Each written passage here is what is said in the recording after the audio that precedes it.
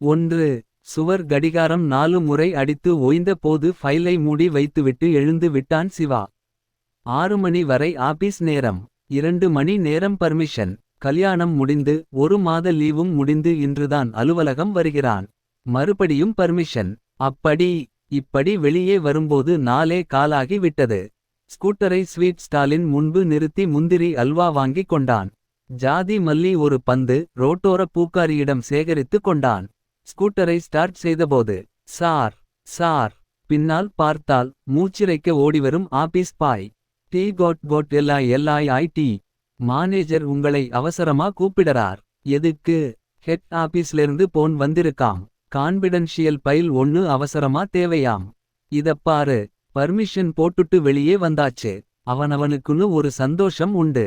ஆபீஸை கட்டிட்டு என்னால அழ முடியாதுன்னு சொல்லு. ஒரு நடை வந்துட்டு போயிடுங்களேன் சார். சிவாவுக்கு ஆத்திரம் தலைக்கேறியது. என்னடா புரியாம பேசற. முடியாதுன்னு போய் அந்த மனுஷன்கிட்ட சொல்லு. சார் இது ஆபீஸ். தெரியும். நான் வர்றன். ஆத்திரத்தோடு ஸ்கூட்டரை உதைத்தான். பயணிக்கும் நேரம் சிவா பற்றி தெரிந்து கொள்ளலாமா? 30 வயது சிவாவுக்கு போன மாதம்தான் மனைவியானாள் உஷா. சிவா ஒன்றும் பெரிய அழகனல்ல. சினிமா ஜனகராஜ் போன்ற தோற்றம். நல்ல புத்தி கூர்மை நேரம் தவறாமை நாணயம் இரக்க சிந்தனை அத்தனையும் நிரம்பிய கலவை. ஆனால் கோபம் என்றால் அப்படி இப்படியல்ல. மூக்கின் மேல் நிரந்தரமான இடம் அதற்கு உண்டு. தப்பை பார்த்துவிட்டால் உடனே தண்டனை வழங்கி விடும் ஆவேசம் அவனுக்குண்டு. ஆள் தராதரமே பார்க்காமல் முணுக்கென்று வந்துவிடும் கோபம். வீட்டை நெருங்கும்போது கோபம் சற்று விலகியிருக்க. ஸ்கூட்டரை ஸ்டாண்ட் போட்டுவிட்டு படியேறினான். கதவு சாத்தியிருந்தது. வாசலில் செருப்புகள்.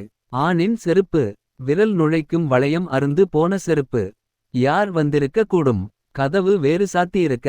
விரலை மடக்கி கதவை அணுகிய நேரம். துல்லியமாக கேட்டது அந்தச் சினுங்கல். இஸ் விடுங்க ஆனந்த். வலிக்குது. இப்பா. மொரட்டுத்தனம் தான். சற்று கரகரப்பான காமம் சொட்டும் ஆண்டனமான பெண்ணின் குரல். உஷாவுக்கும் கட்டை தொண்டைதான். பளிச் சென இரத்த ஓட்டம் குதிக்கத் தொடங்க. ஆவேசமாக கதவில் கை வைத்தான் சிவா. சரி சரி விலகுங்க. இன்னும் கொஞ்ச நேரத்துல அவர் வந்துருவார். இன்னொரு நாள் பார்த்துக்கலாம். அத்தனை ஜன்னல்களும் அழுத்தமாக மூடியிருக்க காற்று நுழையக்கூட இடைவெளி இல்லாமல் இருந்தது. சிவா படபட வென கதவை தட்டினான். உள்ளே பேச்சு சட்டென நின்றது.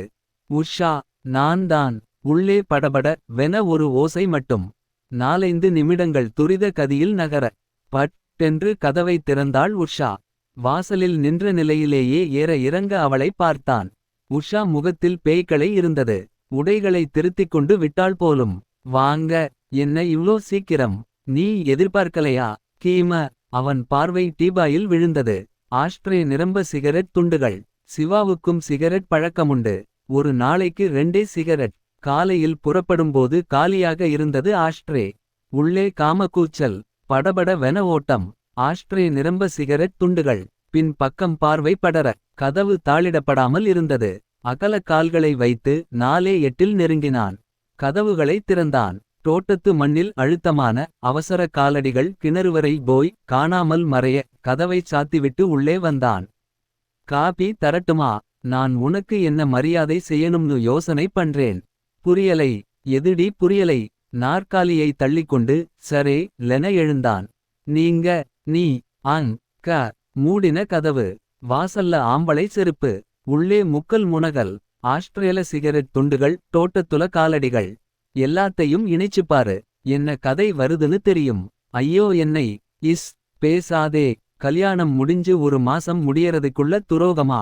தயவு செஞ்சு கொஞ்சம். அவனுக்கு ஆத்திரம் இன்னும் அதிகமானது. தம் தம் மென்று காலடிகளை பதித்து உஷாவை நெருங்கிக் கொண்டிருந்தான். உஷா பீதி வழியும் முகத்தோடு அவனையே பார்க்க. அவள் பேச நினைத்தும் நாக்கு பெயராமல் தவியாய் தவித்தாள். வெகு அருகில் நெருங்கி துரோகி.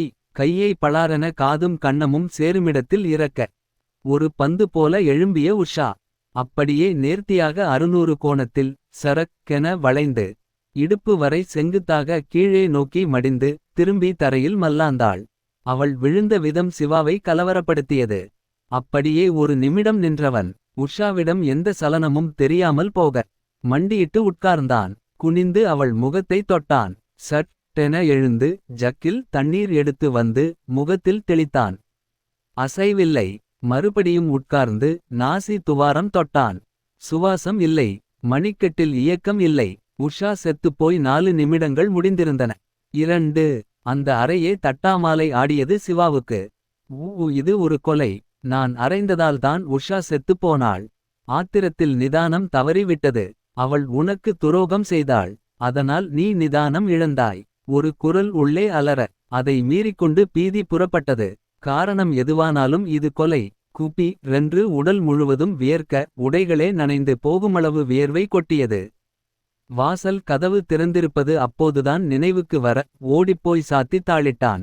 உன் முன் கோபம் ஒருநாள் உன்னை அழ வைக்கப் போகுதுடா சிவா. அம்மா தீர்க்கதரிசி என்றோ சொன்ன சொல் இன்று பலித்துவிட்டது. எத்தனை நேரம் அப்படியே உட்கார்ந்திருந்தானோ தெரியவில்லை. அறைக்குள் இருள் சூழத் தொடங்கியிருந்தது. சட்டென சுதாரித்துக் கொண்டு எழுந்தான். ஏதாவது செய்ய வேண்டும். உடலை மறைக்க வேண்டும். நேரம் பார்த்தான். இரவு காலை 7:20 ஊர் உறங்க இன்னும் குறைந்த பட்சம் 3 மணி நேரமாவது ஆகும். அதன் பிறகுதான் செயல்பட வேண்டும். 8 மணிக்கு மேல். சாய்ந்து உட்கார்ந்தபோது கதவு படபடத்தது. ஒரு நொடி மூச்சே நின்று விட்டது சிவாவுக்கு. யார் யார் என்ற கேள்வி சகல செல்களிலும் அசுர வேகத்தில் ஆக்கிரமிக்க. கதவு மறுபடியும் படபடா. நடுகாலில் மல்லாந்திருக்கும் உஷாவை முதலில் அப்புறப்படுத்த வேண்டும். உடலை தரையோடு சேர்த்து தரதரவென இழுத்துக்கொண்டு உள் அறைக்குப் போனான். அது அவர்களது படுக்கையறை. அங்கே அவளை கிடத்தி பெட்ஷீட்டால் தலையோடு கால் மூடினான். மறுபடியும் வெளிப்பட்டு கதவை தாழ் போட்டான். வாசல் கதவை திறந்தான். வாகீசன். என்னடா இவ்ளோ நேரம். படுக்கையறை பக்கம் பார்வையை விட்டான். தாள் போடப்பட்டிருக்க. ஓ ஐயாம் சாரி. உன்னோட இனிமையான நிமிஷங்களை சிதைச்சிட்டேனா என்றான். பரவால்லை. உட்கார். என்ன இந்த நேரத்துல. நேத்தும் எனக்கொரு ஈஎஸ்பிடா சிவா. வேற பொழப்பில்லை உனக்கு. சாரிடா. எனக்கு வர்றா ஈஎஸ்பி எல்லாமே அப்படியே பலிக்குதுடா. நேத்திய ஈஎஸ்பி பலிக்காது. பலிக்கவும் வேண்டாம். என்ன அது. உன்னை பத்தினது. சொல்லு. சாரிமா. சொன்னா கோச்சுக்க மாட்டியே. இது நடக்காது. வெறும் உணர்வுதான். சொல்லித் தொலை. நீ அண்ணியை ஓங்கி அடிக்கற. அண்ணி சுருண்டு விழறாங்க. பயந்து போய் நீ பார்த்தா. சாரிடா சிவா. இதுக்கு மேல வேண்டாம். வெளிரி போனான் சிவா. சொல்லு. அண்ணி செத்துட்டாங்க. தூக்கம் எனக்கு கலைஞ்சு போச்சு. என்ன துல்லியமான கணிப்பு. பின்னால் நடப்பதை முன்கூட்டியே அறியும் ஆற்றல் இவனுக்குண்டு. இதற்கு முன்னால் 4 சம்பவங்கள். இதுவும் நிஜம்தான். சரி சரி. அண்ணியை கூப்பிடு. சூடா ஒரு காப்பி குடிச்சிட்டு போயிறன் நான். யோசிக்கத் தொடங்கினான் சிவா. இந்த வாகீசன் வாரத்துக்கு 4 நாள் வீட்டுக்கு வரும் தோழன். இனிமேல் உஷாவை காணவில்லையானால் கட்டாயம் கேட்பான். எத்தனை நாள் போய்ச் சொல்ல முடியும். இவன் தன் ஈஎஸ்பியோடு இதை இணைத்து பார்த்தாள். ஆனால் இவன் நல்லவன். கழுத்தை அறுத்தாலும் ரகசியத்தை வெளியே விடாத சிநேகிதன். இந்த உடலை வைத்துக்கொண்டு நான் தனியாக இயங்குவது சாத்தியமில்லை. இவனையும் அழைத்துக் கொண்டாள். நோ. நீ செய்தது கொலை. ஒரு 3வது நபருக்கு தெரியலாமா. வாகீசன் 3வது நபர் என்று சொல்லும் ரகமல்ல. அவன் உயிர் தோழன். கட்டாயம் உதவுவான். என்னடா பேசமாட்டேங்கற. கமா முற்றுப்புள்ளி ஆச்சரியக்குறி கேள்விக்குறி. என் சிவா உன் முகம் ஒரு மாதிரி இருக்கு. வந்த நிமிஷத்துலேயிருந்து நானும் பார்த்துட்டுத்தான் இருக்கேன். சிவா தன்னை மறந்து சட்டென உடைந்தான். வாகி. இந்த முறையும் உன் ஈஎஸ்பி பலிச்சிருக்குடா. வாகீசன் அதிர்ச்சியில் எழுந்து விட்டான். என்ன உளர்ற. கரகரத்த குரலோடு ஒன்றுவிடாமல் சகலமும் சிவா சொல்லி முடித்தபோது மணி 9 நெருங்கிக் கொண்டிருந்தது. வாகீசன் ஸ்தம்பித்துப் போயிருந்தான். வாகி. நான் செஞ்சது கொலை. 3வது மனுஷனுக்கு கூட தெரியக்கூடாத குற்றம். ஆனா உன்னை அப்படி நான் நினைக்கலேடா. புது மஞ்சளோட மெருகு கூட இன்னும் அழியலை. அதுக்குள்ள புருஷனை ஏமாத்த நினைச்சா எந்த ஆண் பிள்ளையால பொறுத்துக்க முடியும். சொல்லு வாகி. கமா முற்றுப்புள்ளி ஆச்சரியக்குறி. ஏண்டா வாகி. பேசமாட்டேங்கற. நீயும் என்னை தப்பா எடுத்துக்கறியா. அடப்போடா. எப்படி உடம்பை ரிமூவ் பண்ணலாம்னு நான் யோசிச்சிட்டு இருக்கேன். இப்ப மணி 9.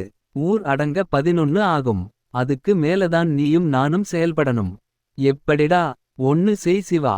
நீ போய் கொஞ்சம் மூங்கில் தென்னை ஓலை இது மாதிரி சமாச்சாரங்களை அரைமணி நேரத்துல சேகரிச்சுட்டு வரணும். ஏன் பாடை கட்டப்போறியா. ஆமாம். டேய். இது கொலை. அவசியம் ஏற்பட்டா சுடுகாட்டு லெவல்ல இயற்கையான சாவா ஒரு சீன கிரியேட் பண்ண பாடை உதவலாம். சீக்கிரம். எப்படிடா. இந்த வீட்டு பின் பக்கமா போனா மெயின் ரோடு. அதுல அரை பர்லாங் நடந்தா ஹைவேஸ் வருதா. இடது பக்கம் ஓடி உள்ளே போ பைபாஸ் ரோடு. அங்கிருந்து 1 கிலோமீட்டர் தூரத்துல சுடுகாடு. ஊர் தூங்கின பின்னால 2 பேருமா சுமந்துட்டு நடந்தா 20 நிமிஷத்துல சேர்ந்துடலாம். என்னடா உளர்ற, டெத் சர்டிபிகேட் வேண்டாமா? நாளைக்கு கேள்வி வந்தா அட யாரா நீ, நடுவுல வேற திட்டம் இருக்கு. போய் நான் சொன்னதை ஏற்பாடு செய். சிவா புறப்பட்டான் பச்சை ஓலையும் மூங்கிலும் சேகரிக்க. அந்த பாடை பல புதிய பிரச்சனைகளையும் சுமக்கப் போவது அப்போது அவனுக்கு தெரியாது. 3 மஞ்சளில் கருப்பு பூக்கள் சிதறிய காட்டன் புடவையை கட்டிக் கொண்டிருந்தாள் சாரு. மேலாக்கில் ஃப்ளீட்ஸ் அமைத்து ரவிக்கையின் தோள் பாகத்தில் சேகரித்து பின் குத்தினாள். சாப்பிட வர்றியா சாரு? தோம்மா. 10வது நிமிடம் சமையல் கட்டுக்குள் நுழைந்தாள். அம்மா, புடவை அழுக்காயிரும். ஒரு பாத்திரத்துல பிசைஞ்சு 1 ஸ்பூன் போட்டு தந்துறேன். என்ன வேலைக்கு இன்டர்வியூ இன்னிக்கு? ஹோட்டல் ப்ளூ மூன் ல ரிசப்ஷனிஸ்ட் வேலை. கிடைச்சா ஏகப்பட்ட சம்பளம், எல்லா வசதிகளும். நம்ம கஷ்டமெல்லாம் நொடில தீர்ந்துரும். அந்த மாதிரி ஓட்டல்களை ஒரு மாதிரி யா பேசறாங்களேம்மா. நம்ம ஒழுங்குலதாம்மா எதுவுமே இருக்கு. தயிர் சாதம் வேண்டாம் எனக்கு. 1 டம்ளர்ல மோர் மட்டும் குடு. டயமாச்சு. தம்பி எங்கேம்மா? காலையில புறப்பட்டாச்சு. எங்கேன்னு சொல்லலை, நானும் கேட்கலை. சாரு புறப்பட்டு விட்டாள். பஸ் பிடித்து ஓட்டலை அடையும் போது காலை 9:30. ஏற்கனவே 7-8 பெண்கள் வந்திருந்தார்கள். உதட்டுச்சாயம் மற்றும் இன்னபிற மேக்கப் சாதனங்களோடு முகத்துச் சுருக்கங்களை மறைக்க முயன்று படுமோசமாக தோற்று போயிருந்தார்கள். பியூன் வந்து இன்டர்வியூ லெட்டர்களை சேகரித்து கொண்டு செல்ல கவலையோடு அந்த கூட்டம் காத்திருந்த நிமிடத்தில் வாசலில் அந்த அயல்நாட்டு படகு கார் வெள்ளி நிறத்தில் சூரியனை தன் மேல் வாங்கிக் கொண்டு நின்றது. டிரைவர் இறங்கி பின் கதவை திறந்துவிட அந்த மனிதர் இறங்கினார். கனமான 90 கிலோ உடம்பு, வெள்ளை வேட்டி, அதில் அவர் சார்ந்திருந்த கட்சிக்கரை, வெள்ளை சட்டை, நிலம் தொடும் துண்டு, மை நிற முகத்தில் பற்கள் பளிரிட்டது. கொள்ளி வாய் பிசாசு போல் மெர்க்குரி வெளிச்சம் சிந்தகாலில் காலை வைத்தவர் உட்கார்ந்திருந்த பெண்களின் மேல் தன் பார்வையை வேகமாக அலையவிட்டார். ஒரு நோட்டம் பார்த்துவிட்டு சாருவின் மேல் விழிகள் நிலைக்க அந்த ஹாலை கடந்து மளமள வென நடக்க ஏகப்பட்ட குட்மார்னிங், நமஸ்காரம் அண்ணே, வணக்கம் தலைவரே களை வாங்கிக் கொண்டு லிஃப்டுக்குள் தன்னை நுழைத்து கொண்டார். 4வது மாடியில் ரிலீஸாகி என்ன வார்த்தை சரியில்லையோ தில்லை அயன். காரிடாரில் அசைந்து நடந்து ஒரு அறையை தேர்ந்தெடுத்து உள்ளே நுழைந்தார். ஏசி இயங்கத் தொடங்கியிருந்தது. அப்படியும் வியர்க்க குஷன் நாட்காலியில் உடம்பை சொருகிக் கொண்டு குளிர்ந்த நீரை ஒரே மூச்சில் காலி செய்தார். இன்டர்காம் எடுத்து ஹலோ பீர்பால் எனக் கூற, சொல்லுங்கண்ணே, நான் சத்தியமூர்த்தி பேசறேன். இன்டர்வியூ எத்தனை மணிக்கு ஆரம்பிக்க போகுது? அதுல மஞ்சள்ல கருப்பு பூக்கள் போட்ட சாரி, இரட்டை ஜடை, நல்ல டெல்லி கோதுமை நிறம், அம்சமான பொண்ணு, HOOST கூட். இன்னிக்கு சாயங்காலம் 7க்கு மேல பாப்பா எனக்கு வேணும். அது என்ன மாதிரி பொன்? இஷ். எப்படியிருந்தாலும் அக்கறையில்லை. ஏற்பாடு செய்யற பீர்பால் 4 பேரை அழைத்து விட்டு சாருவை அழைத்தார்கள். சாரு நுழைந்ததும் பீர்பால் அயர்ந்து போனான். அதிரடிக்கும் அழகுதான். தலை முதல் கால் வரை தடுமாற வைக்கும் செழிப்பு. ஜீராவில் ஊறும் குலாப் ஜாமூன் போல அந்த பளபளப்பான ஈர விழிகளின் மேல் இமைகள் படபடக்க அவளை உட்கார வைத்து வழக்கமான கேள்விகள், விளக்கங்கள். 20 நிமிடம் போல இழுத்தடித்து விட்டு, மேடம் சாருமதி, ஆரம்ப கட்டங்கள்ல உங்களை தேர்ந்தெடுத்தாச்சு. ஃபைனல் இன்டர்வியூ இன்னிக்கு சாயங்காலம் 6 மணிக்கு. வீடு உள்ளூர்தானே என கேட்க, ஆமா சார், வீட்டுக்கு போயிட்டு ஈவினிங் கிளம்பி வாங்களேன். சிறகில்லாமல் பறந்தாள் சாரு. கடவுளே, பைனல்ல செலக்ஷன் கிடைக்கணுமே. வீட்டுக்கு வந்து விட்டாள். விவரம் சொன்னாள். விளக்கு வெச்சப்புறம் வெளிலேயா? வேலைனா அதெல்லாம் பார்க்க முடியுமாம்மா. உன் தம்பி கணேஷ் கூட இல்லையேட்டி. எப்படியும் சாயங்காலம் வந்துருவான். ராத்திரி 8 மணிவாக்குல ஹோட்டலுக்கு அவனை அனுப்பு. பகல் நேரம் சிறகு சுமந்து பறந்தது. மாலை 4 மணியானதும் தன்னை மிதமாக அலங்கரித்துக் கொண்டாள் சாரு. கருப்பு புடவையில் ஏதோ டிசைன் இடப்பட்டு அதே நிறச்சோழி. அவளது நிறத்திற்கு கருப்பு அமர்க்களமாக இருந்தது. 5ஆகியும் கணேஷ் வரவில்லை. விதி அவனை வரவிடவில்லை. 4-5 மணிக்கே தன்னறைக்கு வந்து விட்டார் சத்தியமூர்த்தி. இன்டர்காம் எடுத்தார். பீர்பால், எது வசதியான இடம்? டிலைட் சூட் நல்லாருக்கும் அண்ணே. மெத்தை ரொம்ப இதமா இருக்கும். அதையே ஏற்பாடு செய். அவளை மட்டும்தான் வரச் சொல்லியிருக்கியா? இல்லன்னே. இன்னும் 2 பேர் வர்றாங்க. இல்லைனா சந்தேகம் வரும். அந்த 2 பேரையும் முதல்ல கூப்பிட்டு கொஞ்சம் இழுத்தடி. ஒரு 7 மணி வரைக்கும். சரியா 7:15க்கு டிலைட் டுக்கு பாப்பாவை அனுப்பு. FOODTGOODT. குளிக்கப் போனார் சத்தியமூர்த்தி. ஏற்கனவே 2 பேர் உட்கார்ந்திருக்க கொஞ்சம் கவலைப்பட்டாள் சாருமதி. கிடைக்குமா? அவர்கள் ஒருவர் பின் ஒருவராக அழைக்கப்பட பொறுமை கரையத் தொடங்கியது சாருவுக்கு. முடித்து வெளியே வந்த அவர்களது முகங்களை பார்த்தாள். லெட்டர் போடறேன்னு சொன்னாங்க. கோரஸ் பாடினார்கள் இருவரும். மணி 7 கடக்க. வெளியே மெர்க்குரி சோடிய பூக்கள் மலரத் தொடங்கிவிட்டன. மிஸ் சாருமதி உள்ளே நுழைந்தாள். சேர்மன் மேல இருக்கார். அங்கே போங்க. பாய். இவங்களை டிலைட் ல கொண்டு போய் விடு. லிஃப்ட் சாருவை சுமந்தது. அந்த நீண்ட காரிடாரும் டிலைட் வாசலும் ஹோ வெனக் கிடந்தது. உள்ள போங்கம்மா. சட் டென செருப்பு தடுக்கியது. சாரு கதவை தள்ளித் திறக்க அறையின் குளுமை வா என்றது. உள்ளே நுழைந்ததும் பின்பக்க லாபியிலிருந்து வெளிப்பட்டார் சத்தியமூர்த்தி. சென்ட் வாசனை சரக்கு வாசனையை தோற்கடிக்க முயன்று தோற்று கொண்டிருக்க. உட்காரு. சாருவுக்கு சரியாக படவில்லை. ஒரு அலுவலகத்தின் அமைப்பு கொஞ்சமும் அங்கே இல்லை. சுத்தமான வசதியான படுக்கையறை. தனியொரு மனிதர். கலவையான இதுவரை உணராத வாசனைகள். அந்த மனிதரின் அசிங்கமான பார்வை. மெல்ல எழுந்தாள் சாரு. இல்லை. என் சர்டிபிகேட்ஸ் கீழே ரிசப்ஷன்ல இருக்கு. நான் போய். நீ போக வேண்டாம். ஆளை அனுப்பி நான் கொண்டு வரச் சொல்றேன். என்ன வயசு உனக்கு? நோ. கேள்வி நிச்சயம் சரியில்லை. இன்டர்வியூ. இதுவும் இன்டர்வியூதான். Final interview. அனாடமி பத்தி கொஞ்சம் சொல்லேன். நீ சயன்ஸ் மாணவிதானே. நிச்சயமாக இங்கிருந்து தப்பித்து விட வேண்டும் என்று தோன்ற. கதவை பார்த்தாள். என்ன பார்க்கற? அது சாத்தியிருக்கு. நீ வெளியே போக முடியாது. பாவி. என்ன செய்யப் போற என்னை? சொல்லட்டுமா? அதிருக்கட்டும். உன் ரவிக்கைக்கு முன்னால பட்டனா பின்னால பட்டனா? ஹுக்கா இருந்தா விசேஷம். மிரண்டாள் சாரு. பாய்ச்சலாக கதவை நெருங்க அவளே அதிசயிக்கும் வண்ணம் அத்தனை கனமான உடம்பை அற்புதமான வேகத்தில் இயக்கி அவளுக்கு அருகில் இருந்தான் சத்தியமூர்த்தி. மறுநொடியே சாரு இரும்பு தூண்கள் போன்ற அவனது கைகளுக்குள் சிறைப்பட்டிருக்க தத்தளித்தாள். ஒரு கோழிக் குஞ்சு போல சாரு வெட வெட. 8:30 மணியளவில் தனது சகல முயற்சிகளும் தோற்று அவனது முழு ஆக்கிரமிப்பில் இருந்தாள். அவனது ராட்சச இயக்கத்தில் சாரு மயக்கத்துக்கு போகும் சமயம். கணேஷ் ஓட்டல் ரிசப்ஷனை அணுகினான். விவரம் கேட்க. பீர்பாலின் கேபினுக்கு அனுப்பப்பட்டான். கணேஷ் தன்னை அறிமுகப்படுத்திக் கொண்டு விவரம் கேட்க.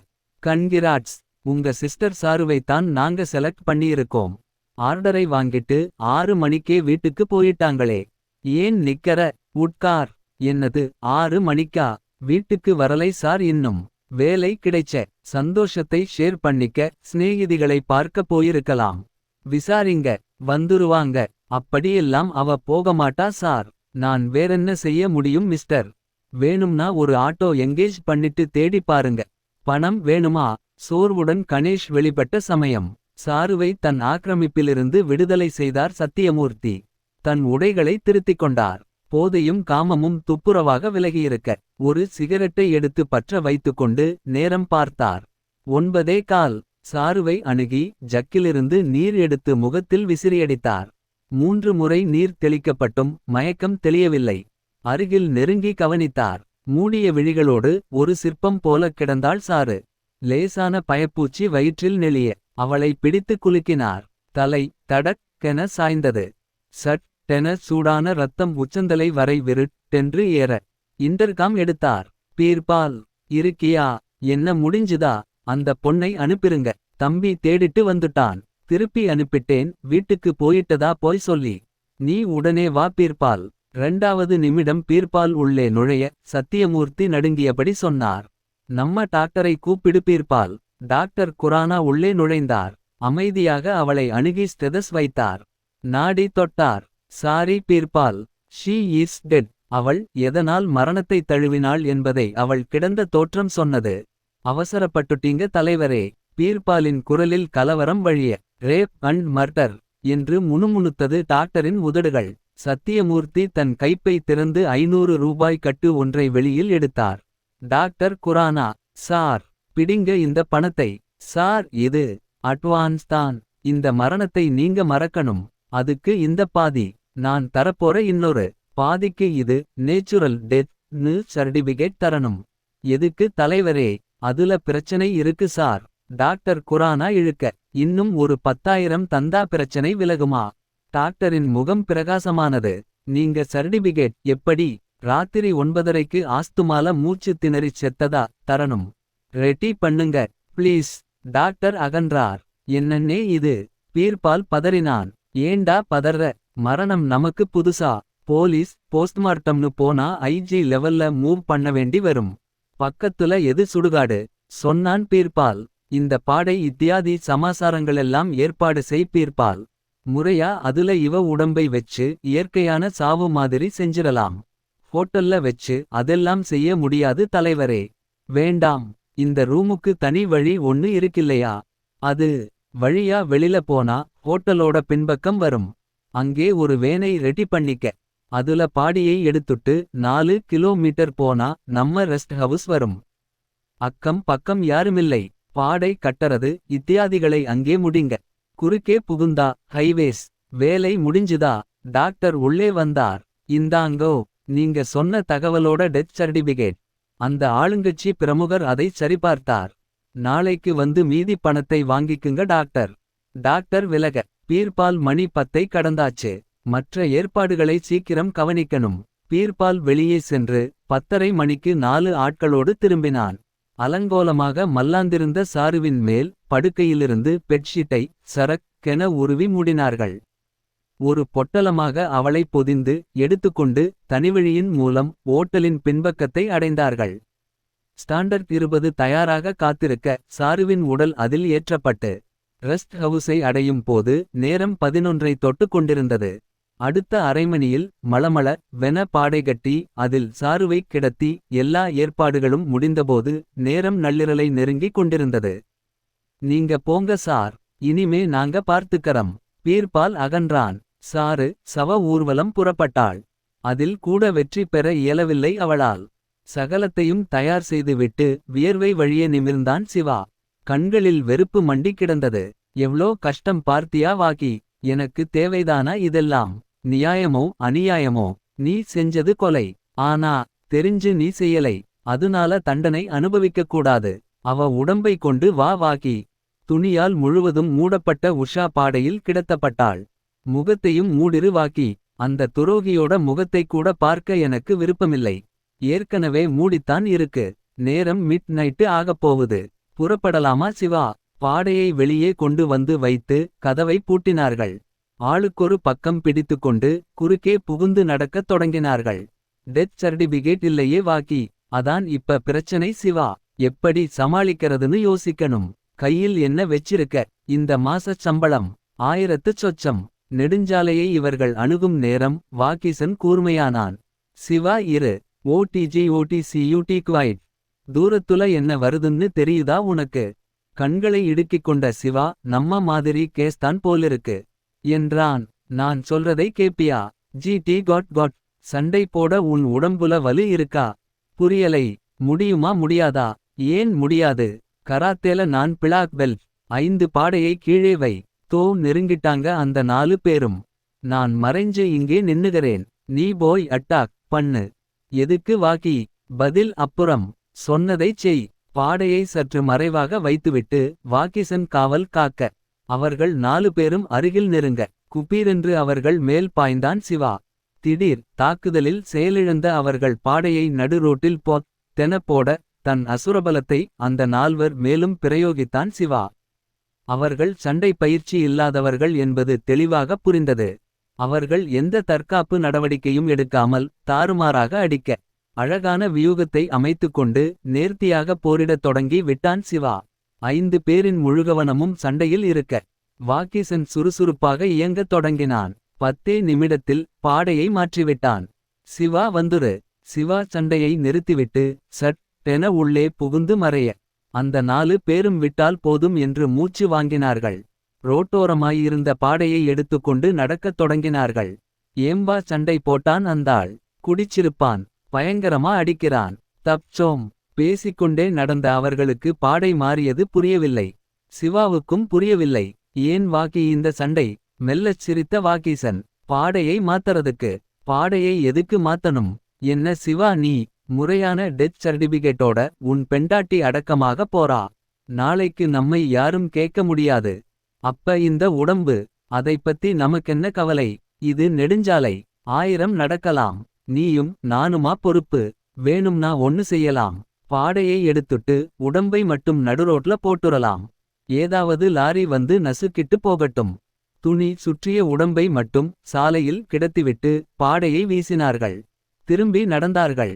நாளைக்கு பார்க்கலாம் சிவா. இந்தா உன் வீட்டுச்சாவி. நீ வரலியா வாக்கி. ரூமுக்குப் போறேன். ரெஸ்ட் எடுக்கணும். அவன் வேறு புறம் திரும்ப தன் வீட்டு பக்கமாக நடக்கத் தொடங்கினான் சிவா. உடம்பு குழைந்தது. ஒரே நாளைக்குள் எத்தனை சங்கடம். எத்தனை மாற்றங்கள். வீட்டை நெருங்கிய போது இரவு 2 மணிக்கு மேல் ஆகியிருந்தது. உடம்பில் அனல் வீசியது. தள்ளாடியபடியே பூட்டை திறந்தான். தாழ்பாளை விலக்கி கதவை திறந்தான். அதிர்ந்தான். முதுகை காட்டிக்கொண்டு ஒரு பெண் சோபாவில் திரும்பி படுத்திருந்தாள். பூட்டிய வீட்டுக்குள் பெண். இவனது காலடி சப்தத்தில் அவள் திரும்ப. சிவாவின் உச்சந்தலையில் மின்னல் இறங்கியது. அது சற்று முன் பாடையில் ஊர்வலம் சென்ற உஷா. 6. ஏன் பாஸ், உங்களுக்கு மூளையே கிடையாதா? திடீர் எப்படி இப்படி ஒரு சந்தேகம் உனக்கு? கேட்கும் பிரசன்னா விடிகாலை 3 மணியளவில் தனது யமாஹாவில் அந்த நெடுஞ்சாலையில் பயணம் செய்து கொண்டிருக்க. பின்னால் லதா. போன இடத்துல பேசாம ஓட்டல்ல ரூம் போட்டு தங்கிட்டு விடிஞ்சதும் குளிச்சு முடிச்சு அம்சமா நெய் சொட்ட சொட்ட ஒரு பொங்கலும் நாக்குல கரையும்படியா ஒரு உளுந்து வடையும். நிறுத்து. காலையில 7 மணிக்கு ஃபாரன்சிக்லே போகணும். எக்ஸ்பர்ட் ஒப்பீனியன் கலெக்ட் பண்ணணும். உங்களுக்கு ரசனையே இல்லை பாஸ். நான் என்ன சொல்ல வர. பாஸ் வண்டியை ஸ்லோ பண்ணுங்க. நடு ரோட்ல வெள்ளையா மூட்டை மாதிரி என்னவோ. பிரசன்னா வேகத்தை குறைத்து அதனருகில் வந்து பிரேக் அடித்தான். நிறுத்தி இறங்கினான். சாலையோர விளக்குகள் கணிசமான வெளிச்சத்தை உமிழ கூர்ந்து கவனித்தான். டெட் பாடியா பாஸ்? எஸ். எப்படி பாஸ்? துணி மூடி நடுரோட்ல. நேச்சர் பார்த்தா பரியலுக்கு போற உடம்பு மாதிரி தோணுது. முழுக்க துணி மூடியிருக்கு. ஆனா பெண்ணா தெரியலை. இது போலீஸ் கேஸ். பக்கத்துல என்ன செக் போஸ்ட்னு தெரியலை. தெரிஞ்சாலும் இங்கிருந்து போன் வசதிக்கு எங்கே போக முடியும்? நான் இங்கே இருக்கேன். நீங்க போய் பாருங்க. இந்த நேரத்துல இந்த இடத்துல உன்னை தனியா விட்டுட்டு போறது சரியில்லை. கைக்குட்டையை கையில் கவ்விக்கொண்டு முகத்தை மூடியிருந்த போர்வையை விலக்கினான் பிரசன்னா. பெண்தான் லதா. விடியறவரைக்கும் இப்படியே நிக்கறதா பாஸ்? 2 பேருமே போய் பார்த்தா பிணம் எழுந்து ஓடவா போகுது? ஓடினா கூட ஆச்சரியமில்லை. நமக்கு அப்படிக்கூட ஒரு கேஸ் வரலாம். விடியறதுக்குள்ள 2 பேரும் ஒரு டூயட் பாடிரலாமா பாஸ்? முறைத்தாள் பிரசன்னா. உருப்படியா ஏதாவது செய். போலீஸ் வர்றதுக்குள்ள அட்மாஸ்பியர் என்னன்னு பார்க்கலாம். நமக்கு ஏதாவது துப்பு கிடைக்க கூடும். அடுத்த ஜென்மத்துல நாயா பொறக்கலாம் பாஸ். உங்க செக்ரட்டரியா மட்டும் பொறக்கவே கூடாது. மோசமான நேரம். நடு ராத்திரி ஹைவேஸ்ல பிணத்தை வச்சுட்டு. தேவைதானா?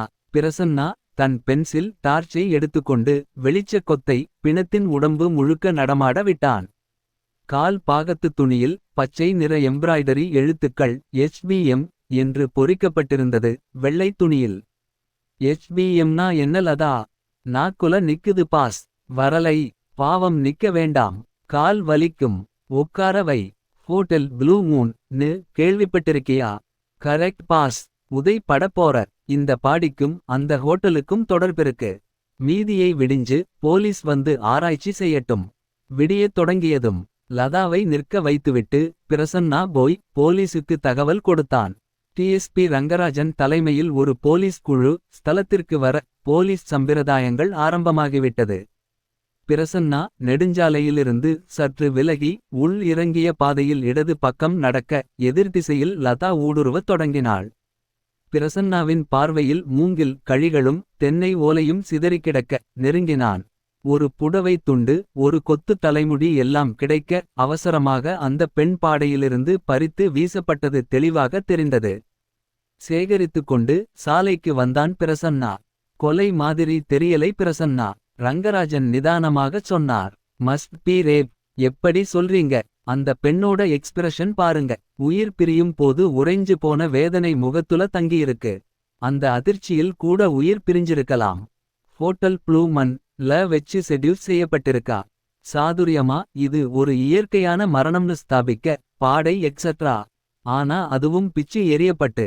இந்த இடம்தான் புரியலை. சூழ்நிலை பார்த்தா ஒரு கலவரம் நடந்த மாதிரி தோணுது. அதிசயித்தார் டிஎஸ்பி.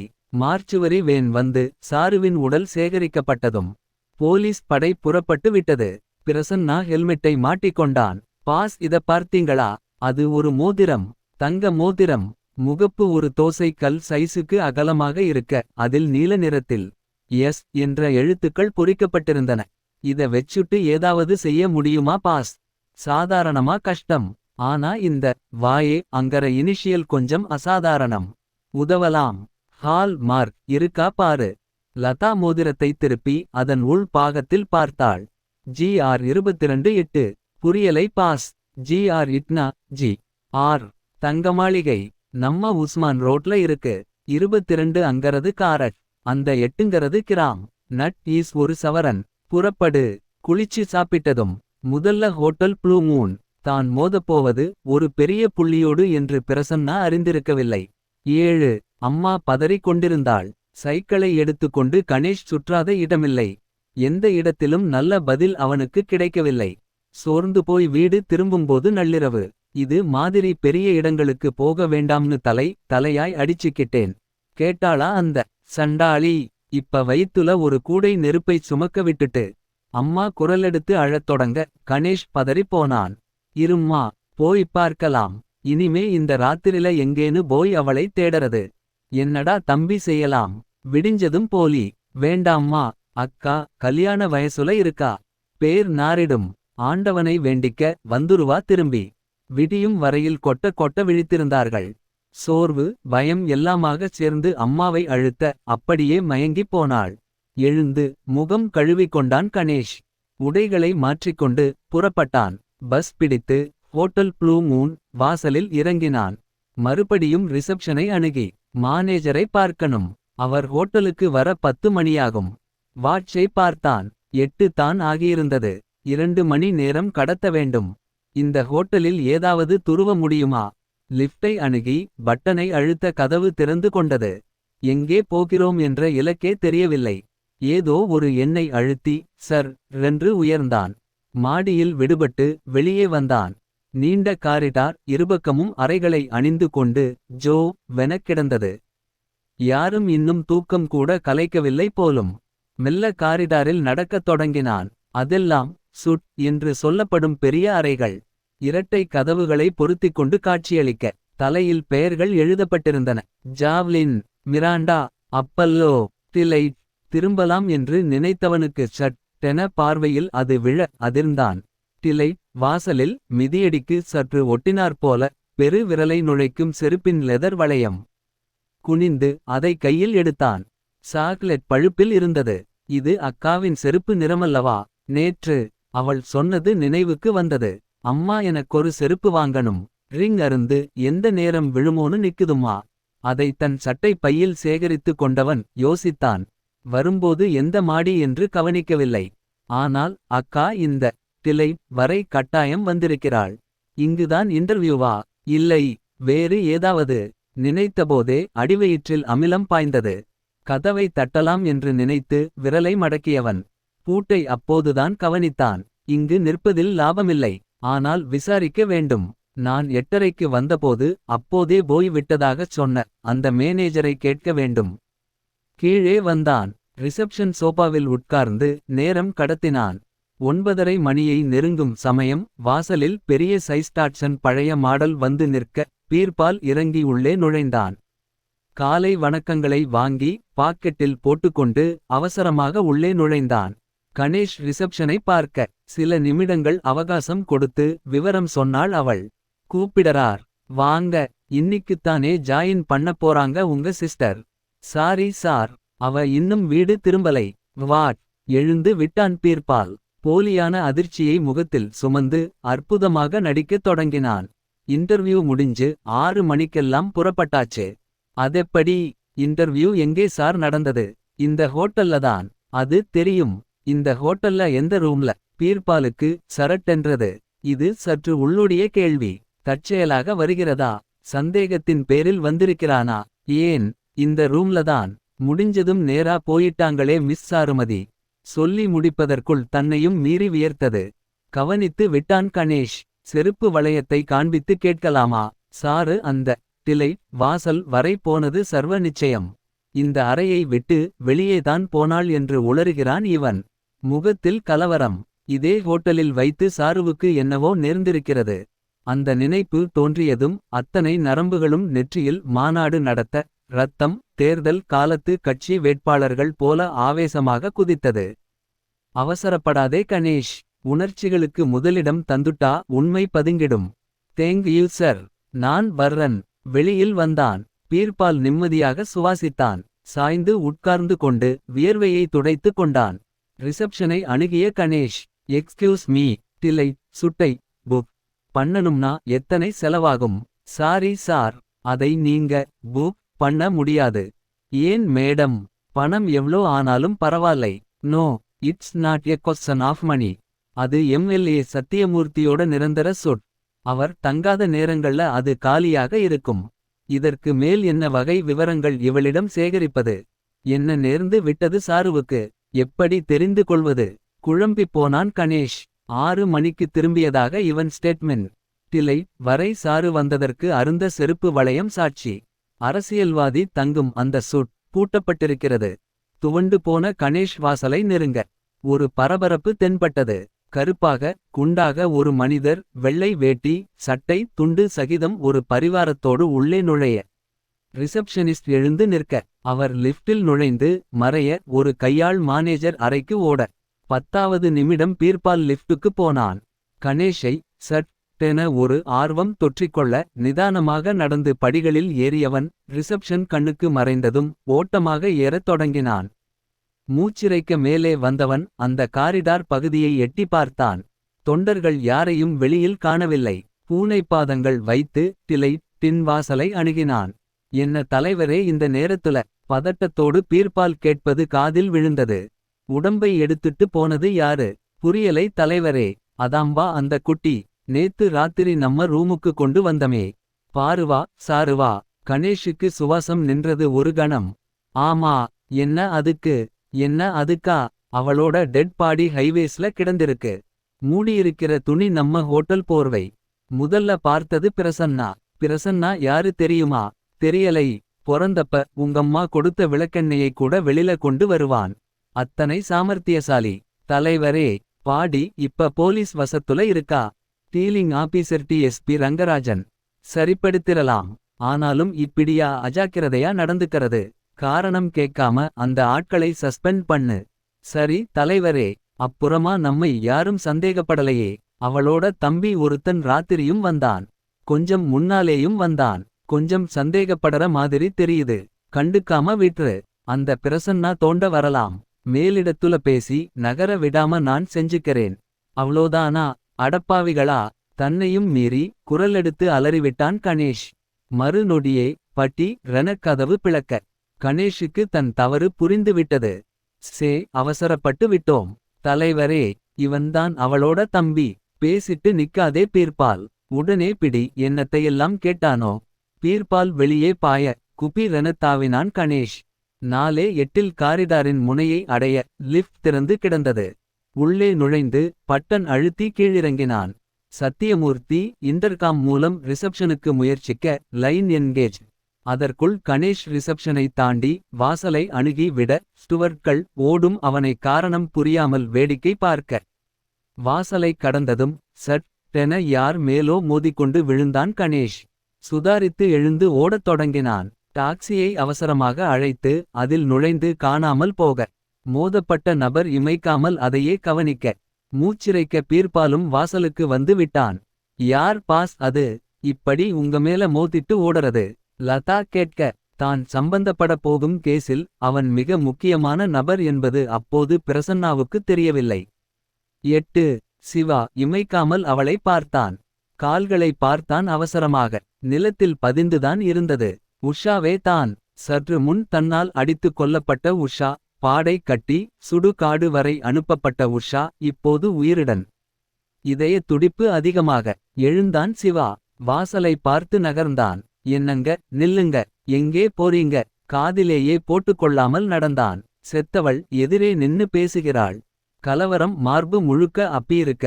லப் டப் ஸ்டீரியோ கதியில் ஆரம்பமாகியிருந்தது. ஓடி காட் 5.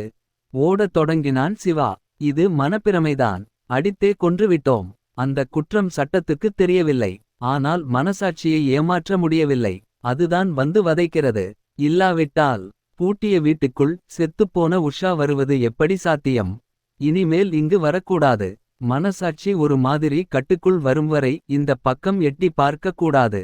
நானே என்னை காட்டிக் கொடுக்க கூடும். ஓட்டமும் நடையுமாக பிரதான சாலைக்கு வந்து விட்டான். வாக்கீசன் ரூமுக்கு போகலாமா? தற்சமயம் அதுவும் சரியென்று படவில்லை. கால் போன போக்கில் சற்று தூரம் நடந்தான். ஒரு பார் போல தென்பட உள்ளே நுழைந்தான். நேற்றுவரை இன்பமாக இருந்த வாழ்க்கை ஒரே நாளில் எப்படி இருண்டு போனது. காலை நேர போக்குவரத்து சுறுசுறுப்பாக இயங்கிக் கொண்டிருந்தது. வெயில் என்று தாக்க நேரம் தெரியவில்லை. கையில் வாட்ச் இல்லை. மணிக்கட்டை திருப்பியவன் மிரண்டான். பொக்கையான மோதிர விரல். எங்கே என் மோதிரம்? சட்டென சிரிப்பு வந்தது. கட்டின மனைவியை துரோகம் செய்த பெண்ணை கொலை செய்தாயிற்று. இந்த நேரத்தில் மோதிரமா முக்கியம்? கைக்குட்டையை எடுத்து பிரித்து கண்களின் மேல் இறுக்கமாக கட்டிக்கொண்டான். மல்லாந்து படுத்து மெல்ல உறங்கத் தொடங்கினான். உறக்கத்தில் உஷா வந்தாள். மறுபடியும் அறை வாங்கினாள். சிரித்தாள். வாக்கீசன் தலையும் பூனை உடம்புமாக ஒரு ஜந்து உள்ளே நுழைந்தது. யாரோ தொட்டது போல தோன்ற சட்டென விழித்தான். கண்களை கைக்குட்டை மறைத்ததால் அழைத்தது யாரென்று தெரியவில்லை. கைக்குட்டையை அவிழ்த்தாள். எதிரே பார்த்துவிட்டு அலறினான். மறுபடியும் உஷா. 9. மிஸ்டர் பீர்பால். அந்த சாருமதியோட மரணம் இந்த ஹோட்டல்ல நிகழ்ந்திருக்கு. Sorry sir. உங்க அசம்ஷன் தப்பு. பிரசன்னா நிமிர்ந்து உட்கார்ந்தான். மூடியிருந்த போர்வையும் தப்பா மிஸ்டர் பீர்பால்? நோ பிரசன்னா. இதை ஒரு காரணமா நீங்க சொல்ல முடியாது. ஹோட்டல் சம்பந்தப்பட்ட எல்லா துணிகளையும் வாஷ் பண்ண அனுப்பறோம். சலவை தொழிலாளி அதுல ஒரு பீஸை தவறவிட்டிருக்கலாம். அது சம்பந்தப்பட்ட நபரால உபயோகப்படுத்தப்பட்டிருக்கலாம். ஹோட்டல் பாத்திரங்கள்ல பொரிக்கிற மாதிரி ப்ளூ மூனிலிருந்து திருடப்பட்ட போர்வை நியூ எம்ப்ராய்டரில எழுதணும் இனிமே. அந்த பெண் பத்தின விவரம் வேணும். அப்படி ஒரு பெண் எங்க ஹோட்டலுக்கு வந்ததா தெரியலை mister Prasanna. Thank you mister Birbal. வெளியே வந்தார்கள். ஏன் பாஸ்? அவளோட குடும்பம் எங்கே?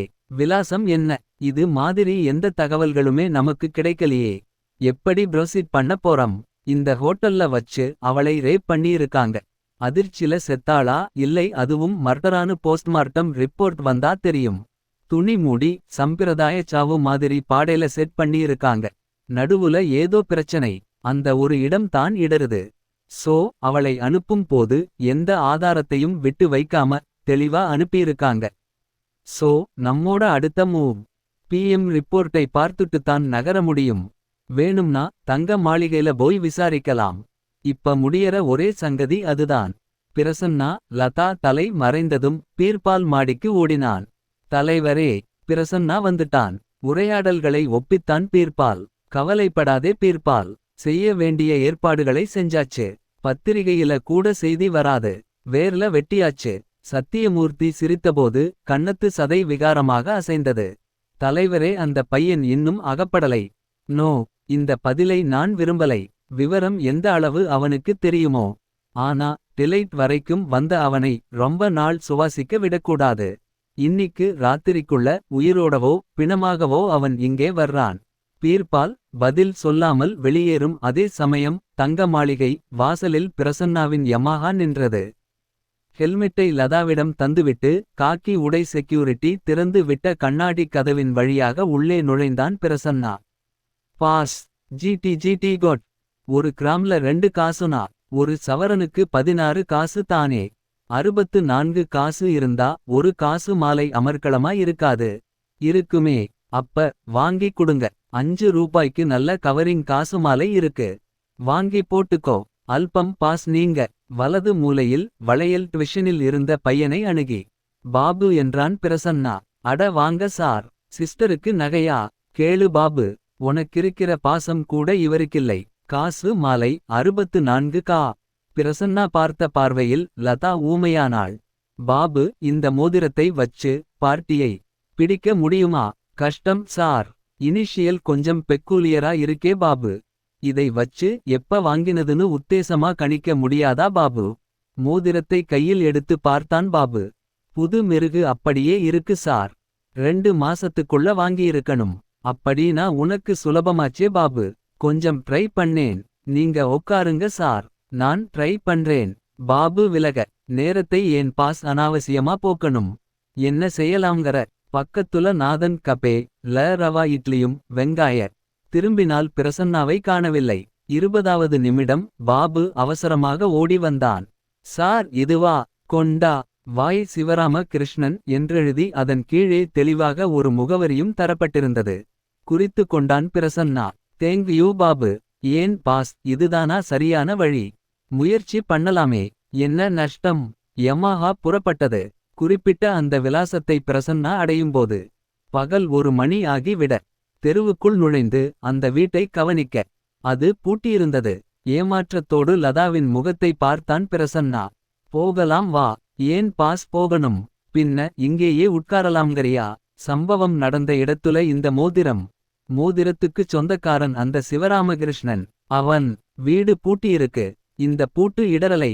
உள்ளே நுழைஞ்சு குடைஞ்சு பார்த்தா என்ன பாஸ். மாட்டிக்கொண்ட ஹெல்மெட்டை மறுபடியும் அவிழ்த்தான் பிரசன்னா. கரெக்ட் தான். ஆனா தெரு ஜனரஞ்சகமா இருக்கே லதா. பின் வழி எதுக்கு இருக்கு பாஸ். உள்ளடங்கி இருக்கு. பிரச்சனை வராது. படியேறி முதலில் வாசல் கதவை அணுகினார்கள். திண்ணையை தொட்டுக்கொண்டு குறுகலான ஒரு சந்து பின்னால் சென்றது. இது வழியா போகலாம் பாஸ். பிரசன்னா அடுத்த அடி எடுத்து வைத்தபோது பூட்டிய வீட்டுக்குள் சப்தம் கேட்டது. சாருவை அநியாயமா கொலை செஞ்சிட்டாங்க பாவிங்க. கரகரப்பான ஆண் குரல் அழ. சாரு என்ற பெயர் பிரசன்னாவின் கால்களுக்கு விலங்கு மாட்டியது. 10 லேதரை குழைத்து முகத்தில் சீராக தடவத் தொடங்கினான் வாகீசன். மீசைக்கு மட்டும் இடம் விட்டு மற்ற இடங்களில் நேர்த்தியாக நுரையை அமைத்து கொண்ட சமயம். கதவு படபடத்தது. இளம் சூடாயிருந்த நீரில் ரசரை அமிழ்த்தி எடுத்தவன் கதவு திறந்துதான் இருக்கு என்றான். பரபர வென உள்ளே நுழைந்தான் சிவா. வா சிவா. கன்னத்து பகுதியில் ரசரை வைத்து கட்டை விரலால் தசையை இழுத்து பிடித்து கோடு இழுத்தவன். சொல்லு. பதில் இல்லாமல் போக சட்டென்று திரும்பினான். சிவா வியர்வையில் குளித்து நடுங்கிக் கொண்டிருந்தான். என்னடா ஆச்சு உனக்கு. உஷா. அதான் முடிஞ்சுதே கதை. இல்லை. அவ ஆவியா வந்து என்னை துரத்தி துரத்தி அடிக்கறா. என்னால தாழ முடியலை. ஆவியா. சிரித்தான் வாகீசன். மனப்பிரமைடா சிவா. அந்தச் சம்பவத்தோட பாதிப்பு உன்னை விட்டு போகலை. 2 முழு நாள் வீட்ல போய் படுத்து தூங்கு. சரியாயிடும். நோ. நான் வீட்டுக்கு போக மாட்டேன். எனக்கு பயமா இருக்கு வாக்கி. பூட்டித்தானே இருக்கு. தெரியலை. சரி சரி. நீ ரொம்ப குழம்பியிருக்க. உனக்கு ஒரு தெளிவு உண்டார வரைக்கும் என்னோட தங்கலாம். ஏண்டா வாக்கி. GT get God. நடு ரோட்ல கிடந்த அந்த உடம்பு பத்தி சாயங்கால பத்திரிக்கையில கூட செய்தி வரலை பார்த்தியா. கவலையை விடு. நமக்கு இனிமே எந்த பிரச்சனையும் இல்லை. எல்லாத்தையும் மறந்துட்டு தைரியமாய் இரு. ஓரளவு தெளிவானாள் சிவா. இரவு 7 மணிக்கு அறைக்கு வந்து சப்பாத்தியும் பாலும் சாப்பிட்டு முடித்ததும் 10 நிமிடத்தில் தூங்கிப் போனான் சிவா. மெலிதான அவன் குரட்டை மின் விசிறியின் சப்தத்துக்கு பக்க வாத்தியம் சேர்க்க. புத்தகம் படித்துக்கொண்டே யோசிக்கத் தொடங்கினான் வாகீசன். கண்களை மெதுவாக சுழற்ற புத்தகத்தை மார் மேல் போட்டுக்கொண்டு கண்களை மூடிக்கொண்டான். ஆழ்ந்த உறக்கத்துக்குள் நுழைந்ததும் அந்தக் காட்சி. ஒரு பெரிய பங்களா. இரவு சுமார் 8:30 மணிக்கு மேல் இருக்கலாம். பால்கனியில் நிலவு எட்டி பார்த்து கொண்டிருக்க. 2 உருவங்கள் மசமசப்பாக. இப்போது தெளிவாக. கூடை நாட்காலியில் இருவரும். நடுவே டீபாய். அதன் மேல் மது வகையராக்கள். 2 பேரும் கனமான போதையில் மறுபடியும் ஊற்றியபடி உளரத் தொடங்குகிறார்கள். 2 பேருமே வேட்டி சட்டையணிந்து இருட்டுக்கு போட்டி போடும் நிறத்தில் கனமாக நிரம்பியிருக்க. பங்களாவின் வெளிப்புறத்திலிருந்து செப்டிக் டாங்க் குழாயை பிடித்தபடி சரசர வென மேலே ஏறுகிறான் ஒருவன். சிட் அவுட்டில் குதித்து மேலும் முன்னேறி பால்கனியை நெருங்குகிறான். தடுப்புச் சுவரில் உடம்பை மறைத்துக்கொண்டு எட்டி பார்க்கிறான். அப்பனா வரட்டுமா அண்ணே. செய் பரசு. பரசு என்றழைக்கப்பட்ட அந்த தடியன் மெல்ல எழுந்து சற்று தள்ளாடியபடியே கால்களை பதிக்க மறைந்திருக்கும் இளைஞன் தன் ரிவால்வரை கையில் எடுத்துக் கொள்கிறான். பரசுவை குறி வைக்கும் உலோக முளையை சரியான முறையில் அமைத்துக்கொண்டு சேஃப்டி லாட்சை விடுவிக்க இரு பரசு. இன்னொரு மனிதர் அழைத்துவிட்டு அருகில் நெருங்க. பரசு திரும்புகிறான். இப்போது நெஞ்சின் மையத்துக்கு ரிவால்வர். ட்ரிக்கரை சரக்கென அவன் இழுக்க பரசுவின் நெஞ்சுக்குள் முதல் தோட்டா ஓசைப்படாமல் பிரவேசம் செய்ய பரசு சரிந்து மடங்க. அடுத்த டோட்டா. விழாவுக்குள். பரசு என்னாச்சு உனக்கு. அடுத்தவர் பதற. அந்த மறைந்திருந்த இளைஞன் ஓடத் தொடங்குகிறான். தடதட சப்தத்தில் இவர் ஓடி வர. அவன் சன் ஷேடில் வழுக்கிக் கொண்டே இறங்கி. போத்தென தோட்டத்தின் முன்பக்கத்தில் குதித்து. தபதபவென ஓடத் தொடங்க. ரிச்சி. அவரின் குரல் இருட்டை சீத்து கொண்டு ஒலிக்க. எங்கிருந்தோ முளைத்த அந்த கன்றுக்குட்டி சைஸ் ரிச்சி. குப்பி ரென அவன் மேல் பாய்கிறது. இதை எதிர்பாராத அவன். ரிச்சியுடன் போராட தன்னை தயாரித்துக் கொள்வதற்குள். கழுத்து பகுதியில் ரிச்சியின் கூரான பல் அழுத்தமாக. அதற்குள் அந்த ஸ்ப்ரேயை வெளியே எடுத்து விடுகிறான் அவன். நொடியில் அதை பீச்ச. ரிச்சி சுருண்டு மடங்குகிறது. அவன் கேட்டை தாண்டி. தயாராக நிறுத்தி வைத்திருந்த புல்லட்டில் சரிய. அடுத்த நொடியே உயிர் பெற்று அந்த புல்லட். படபட இக்கத் தொடங்க. அந்த மனிதர் கேட்டை அடையும் போது. புல்லட் ஒரு புள்ளியாகிறது. சட் டென எழுந்து உட்கார்ந்தான் வாகிசன். வியர்வை உடம்பு முழுக்க அரும்பியிருக்கிறது. எழுந்து இடுப்பிலிருந்து நழுவிய லுங்கியை. சரியாக இருத்திக்கொண்டு. பானையிலிருந்து தண்ணீரை எடுத்து குடித்தான். மற்றொரு ESP. இரவு நேர நாய் குலையலும். லாரி சப்தமும் தெளிவாக கேட்க. தூக்கம் தொலைந்து போனது. விளக்கை அமைத்துக்கொண்டு. புத்தகத்தை கையில் எடுத்தால் மனது பதியவில்லை. தன் மனதில் உள்ளதை. தனது ESPயை யாருக்காவது சொன்னால் தேவலை என்று தோன்ற. சிவாவை எழுப்பினான். சிவா பதறிக்கொண்டு எழுந்து உட்கார்ந்தான். ஓடி கட் குவைட். மறுபடியும் ESPடா. சொல்லு. பிரபலமான டாக்டர் நியூராலஜிஸ்ட் பரசுராமன் நாளைக்கு ராத்திரி கொலை செய்யப்படுவார். அதுவும் யார் வீட்ல வச்சு. MLA சத்தியமூர்த்தி வீட்டு மொட்டை மாடில. என்னடா உளர்ற. நான் பார்த்த காட்சிகள் சிவா. சரி. கொல்றது யாரு. தெரியலை சிவா. ஆனா இது கட்டாயம் நடக்கப் போகுது. என்னடா இது. நொடிக்கு நொடி பயப்படுத்தற. நான் என்ன செய்வேன். எனக்கு வந்த காட்சி அது மா. பம்மா. சட் டென கழுத்தை பிடித்து கொண்டான். ஓடி கட்அவுட் குவிட்ஸ். கொஞ்ச நாளா கழுத்து பக்கம் பயங்கரமா வலிக்குது சிவா. ஸ்பைனல் கார்ட் தொடங்கற எட்டத்துல கண்ணுல மின்னல் வர்றா மாதிரி ஒரு வலி. ஏன்னு தெரியலை. யாராவது நியூராலஜிஸ்ட் கிட்ட காட்டுவாக்கி. யாரு பெஸ்ட் நரம்பு நோய் நிபுணர். டாக்டர் பரசுராமன் தான். கொஞ்சம் முன்னால சொன்னியே அவரா. ஒன்னு செய்வாக்கி. உன்னோட ESPயை அவர்கிட்ட சொல்லி. அவரை காப்பாத்த முயற்சி செய்வாக்கி ப்ளீஸ். அதுவும் சரிதான் சிவா. விளக்கை அணைத்து படுத்துக்கொண்டதும். 2 பேரும் தூங்கிப் போனார்கள். விதி மட்டும் விழித்து கொண்டுதானிருந்தது. 11. நடுவில் சாரு என்ற பெயர் அடிபட்டதும். பிரசன்னா உஷாரானான். படபட வென கதவை தட்டினான். லதா நீ போய் பின் பக்கமா நில்லு. அந்த வழியில ஓட முயற்சி செஞ்சா. பிடிச்சிரலாம். லதா பின் பக்க கதவை நெருங்கும் சமயம். அந்த இளைஞன் வெளியே வந்தான். லதா தன் ரிவால்வரை நீட்டினாள். முன்பக்கமா வந்து கதவை திற. வீட்டுக்குள்ள இன்னும் யாரு. யாருமில்லை. அவன் தப்பிவிடக் கூடாதே என்பதற்காக. அவனை ரிவால்வர் முனையில் நடத்தி. முன்பக்கம் கூட்டி வந்தாள். பிரசன்னாவை பயத்தோடு பார்த்துக்கொண்டே. கதவை திறந்தான் அவன். பிரசன்னாவிடம் அவனை ஒப்படைத்துவிட்டு. லதா அவசரமாக வீடு முழுக்க பார்க்க. யாருமில்லை. உன் பேரென்ன. உனக்கும் சாரு ஓட மரணத்துக்கும் என்ன தொடர்பு. என்னை எதுவும் கேட்க வேண்டாம். அப்படின்னா நீதான் சாருவை கொலை செஞ்சிருக்க. No no. எங்கக்காவை நான் எதுக்கு கொலை செய்யணும். அந்த கோர சம்பவத்தை பார்த்து நொந்து போயிருக்கேன் நான். உடம்பு கூட இப்ப எங்கேன்னு தெரியலை. அந்த பாவிகளை நான் பழி வாங்கணும். பாவிகள். ஏதோ சொல்ல வந்தவன். மிரட்சியுடன் பிரசன்னாவை பார்த்து. பட் டென வாய் மூடி கொண்டான். சொல்லு. உனக்கு தெரிந்ததையெல்லாம் சொல்லு. உனக்கு உதவ என்னால முடியும். டிலை வாசலில் நின்று. பீர்பாலும் சத்தியமூர்த்தியும் பேசியது வரை விவரமாகச் சொன்னான். அந்த ரூம்ல வச்சு எங்கக்காவுக்கு என்னவோ நேர்ந்திருக்கு. கொடுமைக்கு யார் காரணம்னு புரியலை. சரி இந்த வீட்ல இப்ப நீ இருக்க காரணம். அதுவும் வீட்டை வெளில பூட்டிட்டு. கணேஷ் பதில் பேசவில்லை. இந்த வீட்டு சொந்தக்காரன் சிவாதான் உங்க சாருவை கொலை செஞ்சது. அவனை பழிவாங்கத்தான் நீ இங்கே வந்திருக்க. இல்லை இல்லை. சிவா நிச்சயமா கொலை செஞ்சிருக்கவே முடியாது. பின்ன ஏன் பூட்டின வீட்டுக்குள்ள நீ. அதை மட்டும் நான் சொல்ல முடியாது. உன்னை நான் சந்தேகிக்கிறேன்.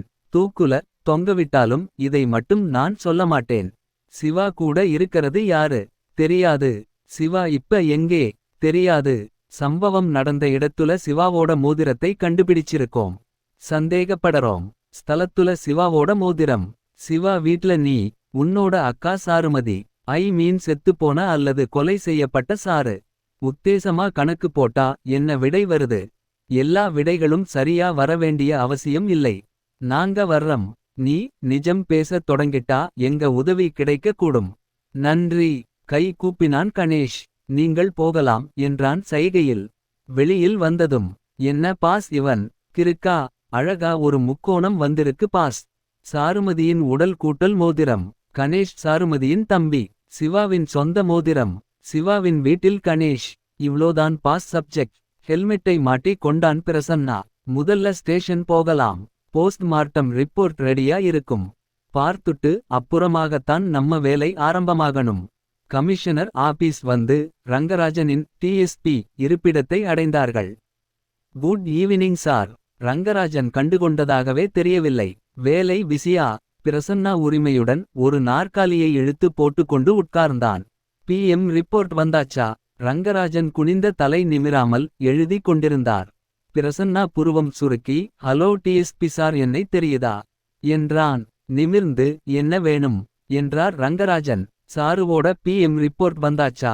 நான் சொன்னபடி ஹோட்டல்ல இன்வெஸ்டிகேஷன் தொடங்கியாச்சா. பிரசுக்கு நியூஸ் போயாச்சில்லை. சொல்லும்படியா இந்த கேஸ்ல எதுவும் இல்லை. ஃபைலை மூற்ற வேண்டியதுதான். Mister DSP what do you mean. Case இன்னும் ஆரம்பிக்கவே இல்லை. அதுக்குள்ள ஃபைலை மூடறதா. என்ன சொல்றீங்க மிஸ்டர் பிரசன்னா. நாங்க போலீஸ். பிரச்சனை எங்க பார்வைக்கு வந்தாச்சு. Will you please withdraw from slow. DSP எனக்கு நிறைய வேலை இருக்கு பிரசன்னா. ஓ சாரி ஃபார் தட் ட்ரபுள். வா லதா. எழுந்துவிட்டான் பிரசன்னா. என்ன பாஸ் இது. ரங்கராஜன் திடீர்னு நம்மளை கழட்டி விடறார். புரியலையா. மேலிடத்து பிரஷர். மேலிடம்னா டிலைட் சுட்ல பர்மனன்ட் கஸ்டமர் எம்எல்ஏ சத்தியமூர்த்தி. சாருவோட மரணத்துக்கு காரணம் அவர்தான். சாருவை ரேப் பண்ணி பீர்பால் உதவியோட டிஸ்போஸ் பண்ணியாச்சு. நடுவுல ஒரு குழப்பம். அந்த பிக்சர்ல தான் இந்த சிவா எப்படியோ வந்திருக்கான். சரி கதைக்கு வா. சத்தியமூர்த்தி ஐஜி லெவல்ல அல்லது மந்திரிகள் லெவல்ல மூவ் பண்ணி இதை க்ளோஸ் பண்ண தொடங்கியாச்சு. நமக்கேன் பாஸ் வம்பு. மறந்துட்டு மற்ற வேலைகளை கவனிக்கலாம். அதெப்படி லதா. ஒரு அப்பாவி பொண்ணு மிருகத்துக்கு பலியாகியிருக்கா. பார்த்துட்டு சும்மா இருக்க முடியுமா. அவனை கூண்டுல ஏத்த வேண்டாம். அதுவரைக்கும் உங்களையும் என்னையும் விட்டு வைக்கணுமே அவன். என்ன செஞ்சிருவான் பாத்துரலாமே. சொல்லிவிட்டு வண்டியை பிரசன்னா உசுப்பின நேரம். நகரம் முழுவதும் அத்தனை விளக்குகளும் சொல்லி வைத்த மாதிரி கண்களை மூடிக்கொள்ள. வாகனங்களின் ஹெட்லைட் வெளிச்சம் மட்டும் சீறி சீறி கடந்து காணாமல் போய்க் கொண்டிருக்க. பாந்தியன் சாலையின் அந்த நாற்சந்தியை தொட்ட யமாஹா ஆதித்தனாரின் சிலைக்கு வடமேற்காக பிரிந்த மார்ஷல் சாலைக்குள் பிரவேசித்தது. ஹோட்டல் குருவை பிரசன்னா கடந்தபோது பின்னால் ஒரு புல்லட். சாதாரண போக்குவரத்தில் இதை பொருட்படுத்தாத பிரசன்னா கன்னிமரா தாண்டியதும்தான் ஏதோ நிருட கவனிக்க ஆரம்பித்தான். புல்லட்டோடு ஒரு எஸ்டியும் சேர்ந்து கொண்டது. சீரான இடைவெளியில் இரண்டும் தொடர்ந்து வர. அண்ணா மேம்பாலம் வந்ததும் ராணி சீதை ஹால் பக்கமிருந்து ஒரு ராஜ்தூத். மற்ற வாகனங்கள் சீராக தொடர. பிரசன்னாவுக்கு வலை புரிந்து விட்டது. லதாவை வைத்துக்கொண்டு இவர்களின் சோழவரம் பந்தயத்தில் கலந்து கொள்வது அத்தனை உசிதமல்ல. லதாவை விலக்க வேண்டும். ஏக் டிவி பக்கத்தில் வண்டியை நிறுத்தினான்.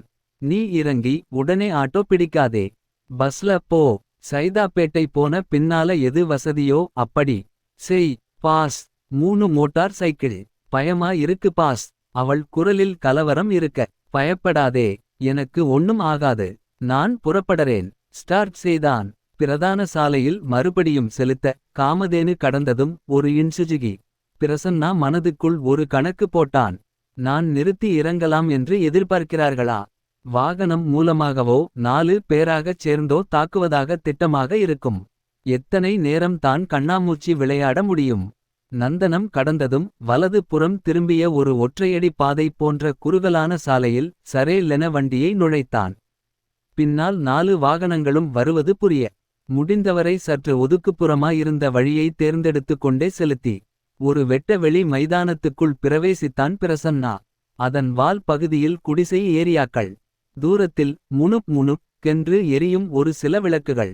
துப்புரவான இருட்டு அந்த மைதானத்தில் அப்பிக் கிடக்க. அதன் நடுப்பகுதியில் யமாஹாவை நிறுத்தி விளக்குகளையும் அணைத்தான் பிரசன்னா. அந்த 4 மோட்டார் சைக்கிள்களும் அப்போதுதான் உள்ளே நுழைந்தன. 4 விளக்குகளும் ஒரு சேர ஒளி வட்டத்தை அமைத்து பிரசன்னாவை தேடி மைதானத்தின் நடுவில் வெளிச்ச கொத்து சிதற. இயங்க தயாராயிருந்து அட்டுட் அட்டுட் அட்டுட் என்று தன்னை வெளிப்படுத்திக் கொண்டிருந்தது யமாஹா. அவர்களில் ஒருவன் புல்லட்டின் தன் வண்டியை கிளப்பிக்கொண்டு பிரசன்னாவின் வலது கை பக்கம் நேர்கோட்டில் வந்து நின்றான். ராஜ்தூத் அதே போல இடது பக்கம். இன்சுஜுகி நேர்பின்னால். வலது பக்கம் புல்லட். இடது பக்கம் ராஜ்தூத். நடுவில் பிரசன்னா. சரே லென புல்லட் பிரசன்னாவை குறி வைத்து சீர. பிரசன்னா பளிச்சென நார்த் ஈஸ்ட் டைரக்ஷனில் திடும் மென குறுக்கே புகுந்து அதே வேகத்தில் மேற்கு பக்கமாக அதி வேகத்தில் வண்டியை திருப்ப மின்னல் நொடியில் எஸ்டியின் மேலிருந்தவன் சிதறி போய் தூர விழுந்தான். எஸ்டி சரிந்தது. ராஜ்தூத் ஏறத்தாழ பாய்ந்து வந்தது பிரசன்னாவை குறி வைத்து. சட் சட் டென கியர் மாற்றி உடம்பை நாலங்குலம் சீட்டிற்கு மேல் உயர்த்தி மென வண்டியை கிழக்கு பக்கமாக உயர்த்தி திருப்ப. இன்சுஜுகிக்கு சொந்தக்காரன் தரை தொட்டான். இனி புல்லட்டும் ராஜ்தூத்தும் என்ற நிலை வர பிரசன்னாவுக்கு விஷயம் சுலபமாகிவிட்டது. யமாஹா இருந்த இடத்தில் விர் விர் ரென்று காற்றுதான் தென்பட்டது. அங்கங்கே புல்லட்டால் தன் வண்டிக்கு சேதம் ஏற்பட்டாலும் சளைக்காமல் சுழன்றான் பிரசன்னா. முன் சக்கரத்தை அப்படியே உயரத் தூக்கியபடி பின் சக்கரத்தால் மட்டும் வேகத்தை அமைத்து நெக்கென்று ராஜ்தூத்தை இடிக்க. அது உயிர் விட்டது. புல்லட்டன் மட்டும் சளைத்ததாக தெரியவில்லை. அதிவேகமாக வந்து யமாஹாவின் முன் பக்கத்தில் மோத பிரசன்னாவின் வண்டி ஓய்ந்தது. இனி ஓடாது என்ற நிலையில் கீழே இறங்கினான் பிரசன்னா. மூன்றாவது கியரில் புறப்பட்ட புல்லட் பிரசன்னாவை குறி வைத்து அதி வேகத்தில் வர ஓடத் தொடங்கினான் பிரசன்னா.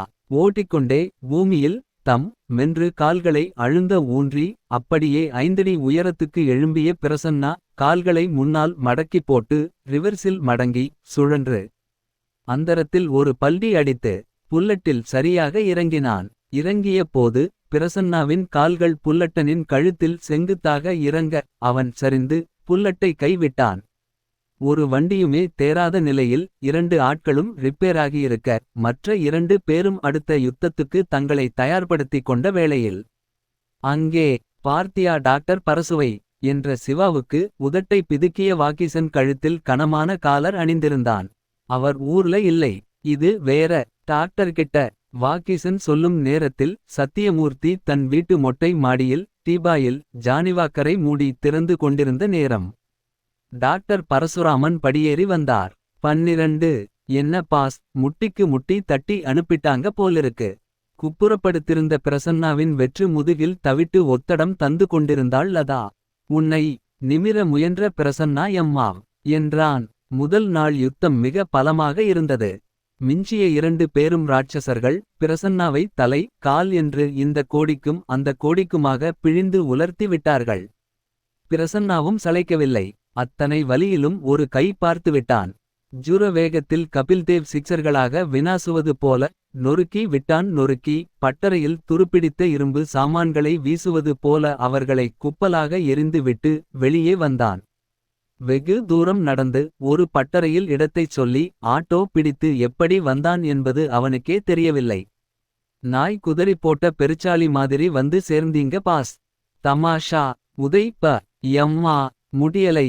ஏன் பாஸ் அந்த 4 பேரையும் போலீஸ்ல ஒப்படைக்க முயற்சி செய்யலை. அவசியமில்லை. சத்தியமூர்த்தி அனுப்பின ஆட்கள்தான். இது நமக்கு முதல் எச்சரிக்கை. இனிமே இந்த கேஸை எடுப்பீங்களா? நான் சொன்னப்பவே ஞானம் இருந்திருந்தா கசாப்புக்கடை ஆடாட்டம் அக்கக்கா மாறம தவிர்த்திருக்கலாம்.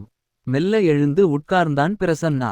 இனிமேதான் சீரியஸா நுழையப் போறேன். பிரசன்னா யாருன்னு அந்த அயோக்கியன் கூடிய யப்பா சீக்கிரம் புரிஞ்சுப்பான். கையை தூக்க முடியலை.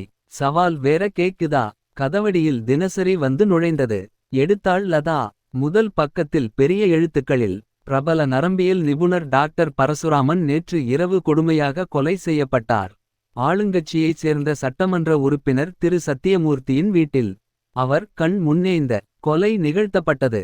கொலைகாரன் தப்பி ஓடினான். அவளை பார்த்த ஒரே சாட்சி திரு சத்தியமூர்த்தி. போலீசார் வலை வீசி தேடி வருகிறார்கள். பாஸ் பார்த்தீங்களா இந்த செய்தியை? அறிவிருக்கா உனக்கு? நியூஸ் படிக்கும்படியாவா நானிருக்கேன். என்ன விவரம்? லதா படிக்கத் தொடங்கினாள். அவள் படிக்க படிக்க பிரசன்னாவின் முகம் மாறியது. லதா நான் அந்த சாருவோட தம்பி கணேஷை சந்தேகப்படறேன். கணேஷ் இதுல எங்கே வந்தான் பாஸ்? சாருவோட மரணத்துக்கு காரணம் சத்தியமூர்த்தின்னு கணேஷுக்கு தெரியும்.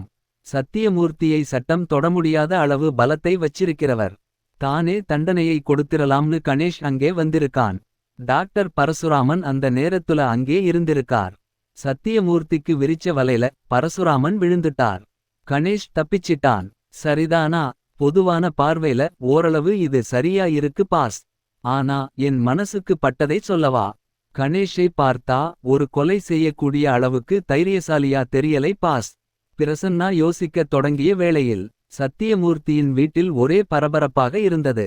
டாக்டரின் பிணத்தைச் சுற்றி போலீஸ் கூட்டம், புகைப்படக்காரர்கள், கைரேகை நிபுணர்கள், டாபர்மென் ஜாதி நாய், பத்திரிகை நிருபர்கள் என்று வீடு கொள்ளாத கூட்டம். கட்சிக்காரர்களின் கூட்டம் வேறு. தலைவரை கொல்ல எதிர்க்கட்சி சதி. டாக்டர் அகப்பட்டு கொண்டார் என்று ஆளுங்கட்சி பத்திரிகை அவசரமாக கயிறு திரிக்க. பத்திரிகை நிருபர்களை அனுமதிக்கவில்லை சத்தியமூர்த்தி. சில முக்கிய நண்பர்களோடு தனது தனி ஏசி அறையில் சோக சீன் அப்பா போல உட்கார்ந்திருந்தார். ஆளை அடையாளம் காட்ட முடியுமா சார்? ஐஜி அவசரமாக கேட்டார். நான் காட்டலாம். ஆள் எங்கே? உங்களை கொல்ல வந்து அவர் மாட்டிக்கிட்டாரா?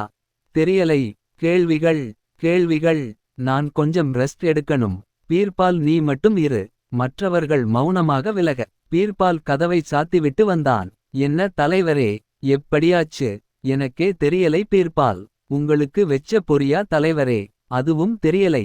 எழுந்தப்ப திடீர்னு வரிசையா நாயைச் சுடற மாதிரி டாக்டரை சுட்டான். கீழ ஓட்டிட்டான். நான் அதிர்ச்சில கொஞ்ச நேரம் நிலை குலைஞ்சு போயிட்டேன். சுதாரிச்சிட்டு நிமிரும் போது ரிச்சியோட சப்தம் அதிகமாகி கீழே வந்தப்ப அவன் தாண்டிட்டு இருந்தான். எப்ப அவன் முகத்தைப் பார்த்தீங்க? யாரு பார்த்தது? பத்திரிக்கையில வந்திருக்கே தலைவரே. விஷயம் இருக்குடா பீர்பால். வந்தது யாருன்னு நமக்கு தெரியாது. ஆனா செத்துப்போன அந்த சாருவோட தம்பி நம்மளை தேடிட்டு அலையறான் இல்லையா? அவன் வெளில நடமாடக்கூடாது. 2 நாள் பொறுத்து அவன்தான் சுட்டவன்னு ஒரு போட்டோ கொடுத்து டிக்ளேர் பண்ணிரணும். அல்லது ஆளையே கோழி குஞ்சு மாதிரி அமுக்கிறனும். உள்ள போட்டு இன்ஸ்பெக்டர் சலீம் மூலம் சிகிச்சை கொடுத்தா ஆயுள் முழுக்க பயவாயை தொறக்கமாட்டான். சரிதானா? நிஜமான குற்றவாளி யாருன்னு தெரியலையே. மறுபடியும் வந்தா இனிமே செக்யூரிட்டி வாங்கிரமாட்டேனா? கொசு கூட அனுமதியில்லாம நுழைய முடியாது பீர்பால். சத்தியமூர்த்தி சாணக்கியன்டா நினைச்சுக்கோ. நான் இப்ப என்ன செய்யணும் தலைவரே? இன்னிக்கு ராத்திரிக்குள்ள கணேஷை பிடிச்சு போலீஸ் கையில் தரணும். பீர்பால் அசுரன். அவனுக்கு 1000 கைகள் என்பதை அன்று மாலை 7 மணிக்குள் நிரூபித்து விட்டான். 8 முதல் 2 வரை போலீஸ் ஸ்டேஷனில் கணேஷை கென்று முகவாயில் டிஎஸ்பி ரங்கராஜன் இடிக்க கொழப்பான ரத்தம் சிதறியது. சொல்லுடா ராஸ்கல். டாக்டர் பரசுராமனை சுட்டது நீதானே? பதில் சொல்ல கணேஷ் வாய் திறந்த நேரம் ஸ்டேஷனுக்குள் சத்தியமூர்த்தி நுழைய டிஎஸ்பி பவ்யமானார். அடிக்காதீங்க டிஎஸ்பி பாவம். இவன் தானா சார்? அப்பவே சொல்லிட்டேனே. சாட்சாத் இவனேதான். ஏம்பா டாக்டரை கொல்ல வந்தியா? என்னை கொல்ல வந்தியா? கணேஷ் பற்களை நரநரத்தான். சண்டாளன். நான் செய்யாத குற்றத்துக்கு என்மேல் பழி சுமத்துகிறான். இவனை ஒன்றும் செய்ய முடியாது என்று தெளிவாக தெரிந்துவிட்டது. அகப்பட்டு கொண்டு விட்டோம். அக்காவை சீரழித்து என்னையும் நாசமாக்கிவிட்டான் கேடு கெட்ட அரசியல்வாதி. லாக்கப் சுவரில் அப்படியே மடங்கி உட்கார்ந்து கண்களை மூடிக்கொண்டான். மூடிய கண்களில் நீர் வழிந்தது. பெரிய விழிகளைச் சுழற்றி கலகல வென சிரித்தாள் சாரு. உன் தம்பி என்ன செஞ்சிருக்கான் தெரியுமா இன்னிக்கு? அம்மா ஆவேசமாக எதிரே வந்து நிற்க. என்ன கணேஷ்? பார்ல யாருக்கோ பிக் பாக்கெட் போயிருக்காம். அடிச்ச ஆளை கண்ணால இவன் பார்த்திருக்கான். பாஞ்சு பிடிச்சு பிளேடால இவன் கையை அந்த திருடன் கிழிக்க. பாருடி இந்த பாவியோட கையை. ஊர்ல யாருக்குமில்லாத அக்கறை உனக்கேன்னு கேட்டா. அநீதி எங்கே நடந்தாலும் தட்டி கேட்காம வரமாட்டேன் சொல்றாண்டி. கையில் சிவப்பு பூசிய பாண்டேஜோடு சிரித்தான் கணேஷ். அன்றைக்கு சாரு அழுத அழுகை கொஞ்ச நஞ்சமல்ல. அக்கா அக்கா 2 பேரையும் சேதப்படுத்திவிட்டு பெரிய மனுஷனா ஒருத்தன் உலவரான். அவனை தட்டி கேட்க ஏன்கா யாருமே வரலை. அன்று மாலையே பத்திரிகையில் பெரிய எழுத்துக்களில் செய்தி வெளியானது. கொலைகாரன் பிடிபட்டான். வலது மூலையில் கணேஷின் புகைப்படம். பத்திரிகையை வாக்கிசன் முன்பு தூக்கி போட்டான் சிவா. நீ சொன்னது அத்தனையும் நடந்திருக்கு மறுபடியும். வாக்கிசன் செய்திகளை பார்த்துவிட்டு அதிர்ந்தான். நீ சிகிச்சைக்கு போனப்ப டாக்டர் பரசுராமன் ஊர்ல இல்லைன்னு சொன்னியே வாக்கி. சொன்னதை நம்பித்தானே ஆகணும் சிவா. ஆனா தப்பு நடந்திருக்கு சிவா. என்ன சொல்ற? என் கனவுல நான் பார்த்த கொலைகாரன் இந்த கணேஷ் இல்லை.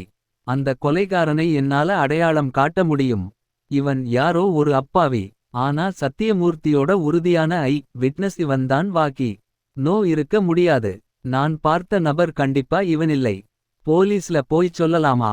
என்ன சிவா உளர்ற? ஆத்திரப்பட்டு உன் மனைவி உஷாவை நீ கொலை செஞ்சிருக்க. எப்படியோ உலகத்துக்கு இதை மறைச்சிட்டம். இப்ப போலீசுக்கு ஏன் போகணும்? ஒரு நிரபராதி தண்டிக்கப்படலாமா? கூடாதுதான். ஆனால் சத்தியமூர்த்தி இவன்னு சொல்லியிருக்கிற பொய்க்கு ஏதோ அழுத்தமான காரணம் இருக்கணும். ஆளுங்கட்சி எம்எல்ஏ சத்தியமூர்த்தி. போலீஸ் அரசியல்வாதி கையிலதான். நம்ம வார்த்தைகள் எடுபடாது அங்கே. வேற என்ன செய்யலாம்? ரிசீவரை உயர்த்து. நான் சொல்ற நம்பரைச் சுழற்று. செய்தான் சிவா. லைன் கிடைச்சதும் பிரசன்னாவை கேளு. கேட்டான். பாசுக்கு உடம்பு முடியலை. நான் அவரோட PA-லதா. என்கிட்ட விவரம் சொல்லலாம். டாக்டர் பரசுராமனை கொலை செஞ்சது கணேஷ் இல்லை. ஹலோ, நீங்க யாரு? பேரைச் சொல்லி அகப்பட்டுக்க தயாரா இல்லை மேடம். ஒரு நிரபராதி ஜெயில்ல. பிரசன்னாகிட்ட இந்த தகவலை தயவு செய்து சொல்லிருங்க. செய்தியை வாங்கிக் கொண்ட லதா குழம்பினாள். அனுமதி நேரத்தில் சிறைச்சாலையில் கணேஷை பார்க்க வந்தாள் அந்த பெண். 13 விரல் கடையளவு விஸ்கியை மெலிதான கண்ணாடி டம்ளரில் ஊற்றி மெல்ல உறிஞ்சத் தொடங்கினான் ரகுநாத். இன்டர்காம் சினுங்க. உயர்த்தினான் ரிசீவரை. நான் PRO பேசறேன் சார். இன்னிக்கு ஈவினிங் 7 மணிக்கு கலைவாணர் அரங்கத்துல நம்ம ஆவணி தாவணி படத்தோட 100வது நாள் பாராட்டு விழா இருக்கு. மறந்துற வேண்டாம். பதில் பேசாமல் ரிசீவரை வைத்துவிட்டு சிகரெட் ஒன்றை பற்ற வைத்து கொண்டான். மறுபடியும் விஸ்கியை ஊற்றிக்கொண்டே இன்டர்காமை உயர்த்தி. யாரு தலைமை? நம்ம எம்எல்ஏ சத்தியமூர்த்தி சார். சாய்ந்து உட்கார்ந்து கொண்டான் ரகுநாத். இந்த நேரத்தில் ரகுநாத் பற்றி ஒரு சின்ன அறிமுகம். 82 இல் திரையுலகிற்கு பாரதிராஜாவால் அறிமுகப்படுத்தப்பட்ட ரகுநாத் 5 விரல்களுக்குள் அடங்கும் பிரபலங்களில் ஒருவன். அழகென்று பெரிதாக இல்லாவிட்டாலும் யதார்த்தமான நடிப்பால் ஒரு பரபரப்பை உண்டு பண்ணியவன். ரகுநாத்தை வைத்து பூஜை போட்டுவிட்டால் ஏரியாக்கள் வெற்றிவிடும் என்ற நம்பிக்கையை ஆணித்தரமாக விதைத்தவன். வயது 32. ஏற்கனவே திருமணமாகி ஒரு மகள் உண்டு. நடிகை முக்தாவை நிரந்தரமாகவும் நடிகை வந்தனாவை அவ்வப்போதும் காதலித்து வருகிறான். எம்எல்ஏ சத்தியமூர்த்தி பினாமி பெயரில் தயாரிக்கும் படங்களுக்கெல்லாம் ரகுநாத் நாயகன். நேரம் பார்த்தான் ரகு. மாலை 6 நெருங்கிக் கொண்டிருக்க. குளித்தால் தேவலை என்று தோன்ற டவலை எடுத்து தோளில் போட்டபடி கடைசி பெக் விஸ்கியையும் தொண்டையில் சரித்துக்கொண்டு பாத்ரூமை அணுகும் அதே சமயம். என்னடா வாக்கி, விளக்கு வெக்கிற நேரத்துல தூங்கற. 4 முறை உலுக்கியதும் சடக் கென்று எழுந்தான் வாக்கி. பேந்த விழித்தான். காலர் போடப்பட்டிருந்த கழுத்தை திருப்ப இயலாமல் சங்கடப்பட்டான். ரொம்ப வலிக்குதா? எங்கோ பார்த்த வாக்கீசன் கலைவாணர் அரங்கத்துல நடக்கப் போற ஒரு சாயங்கால நேர விழால நடிகர் ரகுநாத் சாகப் போறான்டா என்றான். ஏய் வாக்கி, என்ன உளர்ற? உளறலை. ரகுவை யாரோ ஒரு எக்ஸ் கொலை செய்யப் போறான்னு சொல்றேன். என்னிக்குடா அந்த விழா? தெரியலை. ஐயோ, இதுவும் பலிக்கப் போகுதா? அதுவும் தெரியலை. ஆனா விழாவுக்கு தலைமை எம்எல்ஏ சத்தியமூர்த்திடா. வாக்கி, இதெல்லாம் என்ன இணைப்பு? எந்த வகையில சேருதுன்னே தெரியலையே. தெரியலை. ஆனா ரகுநாத் சாகப் போறான். இதை போலீசுக்கு சொல்லலாமா வாக்கி? எப்படி சிவா? நம்மை யார்னு கேட்க மாட்டாங்களா? ஒரு பதட்ட நிலை அங்கே உருவாகாதா? மேலும் இது பலிக்கணும்னு என்ன அவசியம்? நோ, இது கட்டாயம் பலிக்கும். உன் ESPக்கள் எல்லாமே துல்லியமா நிகழ்ந்திருக்கே வாக்கி. ஏன் சத்தியமூர்த்தி பொதுவா வர்றான் ஒவ்வொரு சம்பவத்துலேயும்? எனக்கு தெரியல. ஒரு கொலை நடக்கப் போறது தெரிஞ்சதும் சம்பந்தப்பட்டவங்க கிட்ட சொல்லாம இருக்கறது சரியில்லை. அட்லீஸ்ட் பிரசன்னாகிட்டேயாவது சொல்லலாம். ரிசீவரை உயர்த்தி லதா கிடைக்க விவரம் சொன்னான் சிவா. நீங்க யாரு? டாப். மறுமுனை துண்டிக்கப்பட. லதா அதிர்ந்தாள். பாஸ் ரகுநாத், அதான் நடிகன், கொல்லப்பட போறானாம். மொட்டையா ஒரு தகவல். போலீஸ்ல சொல்லிரு. போலீஸே திருடனா இருக்கான் பாஸ். இவங்க கிட்ட சொல்லி என்னத்தை சாதிக்க போறாங்க? ஆனாலும் நமக்கு கடமை இருக்கு லதா. ராம் ஊர்ல இல்லாதது நம்மோட கெட்ட நேரம். இன்ஸ்பெக்டர் அருண் கிடைச்சா மேட்டரை அவருக்கு சொல்லு. அந்த மோட்டார் சைக்கிள் மோதல்ல என்னால எழுந்திருக்க முடியாம ஆச்சு பாரு. ஒன்னு செய். கலைவாணர் அரங்கத்துக்கு. அது சரி, விழா என்னைக்குன்னு தெரியுமா? தெரியலை பாஸ். கலைவாணர் அரங்கத்துக்கு ஒரு போன் போட்டு கேளேன். கேட்டாள். ரிசீவரை பதட்டத்துடன் வைத்துவிட்டு அந்த பங்க்ஷன் இன்னிக்குத்தான் பாஸ். சாயங்காலம் 7 மணிக்கு என்றாள். இப்ப டைம் என்ன? 6:30 பாஸ். நீ உடனே புறப்படு. ஆட்டோ எடுத்துட்டு போ. முடிஞ்சவரைக்கும் உன்னிப்பா கவனி. அது சரி, கொலை. நடக்கப் போகுதுன்னு விவரம் சொல்லி நடத்த ஒரு துணிச்சல் வேணும். முறையா திட்டம் போடாம இத்தனை ஓப்பனா ஒரு பொது இடத்துல சேலன் பண்ணி செய்யறதுக்கு புத்தி கூர்மை ரொம்ப முக்கியம். லதா புறப்பட்டு விட்டாள். வாகீசன் கழுத்து வலி தாழாமல் அயர்ச்சியோடு படுத்து கொண்டான். சிவாவுக்கு மின்னலாக ஒரு எண்ணம் வந்தது. கலைவாணர் அரங்கம் போகலாமா? வாகீசனின் ESP பற்றி கேள்வி மூலம் தான் இதுவரை உணர முடிந்தது. இதோ நேரில் ஒரு வாய்ப்பு. நான் கொஞ்சம் வெளியே போகணும் வாகி. போயேன். இல்லை. உன்னை தனியா? பரவால்லை. எனக்கு கொஞ்சம் தலை சுத்தலா இருக்கு. நீ ஒன்னு செய். வெளில பூட்டிட்டு போயிரு. யாரும் கதவை தட்டி தொந்தரவு செய்ய வாய்ப்பில்லை. நானும் நிம்மதியா ஒரு தூக்கம் போடுவேன். சரி. சிவா புறப்படும் அதே நேரத்தில் முழு மேக்கப்போடு முழங்காலோடு உறவாடும் ஷெர்வானி சகிதம் அமர்க்களமாக புறப்பட்டு விட்டான் ரகு. டிரைவர் வண்டி ரெடியா? Ready sir. PRO 10,000 ரூபாய்க்கு ஒரு செக் போட்டு வையா. இளம்பிள்ளை வாதம் வந்த குழந்தைகளுக்காக சத்தியமூர்த்திகிட்ட தந்துரலாம். பிரசுக்கும் சொல்லிரு.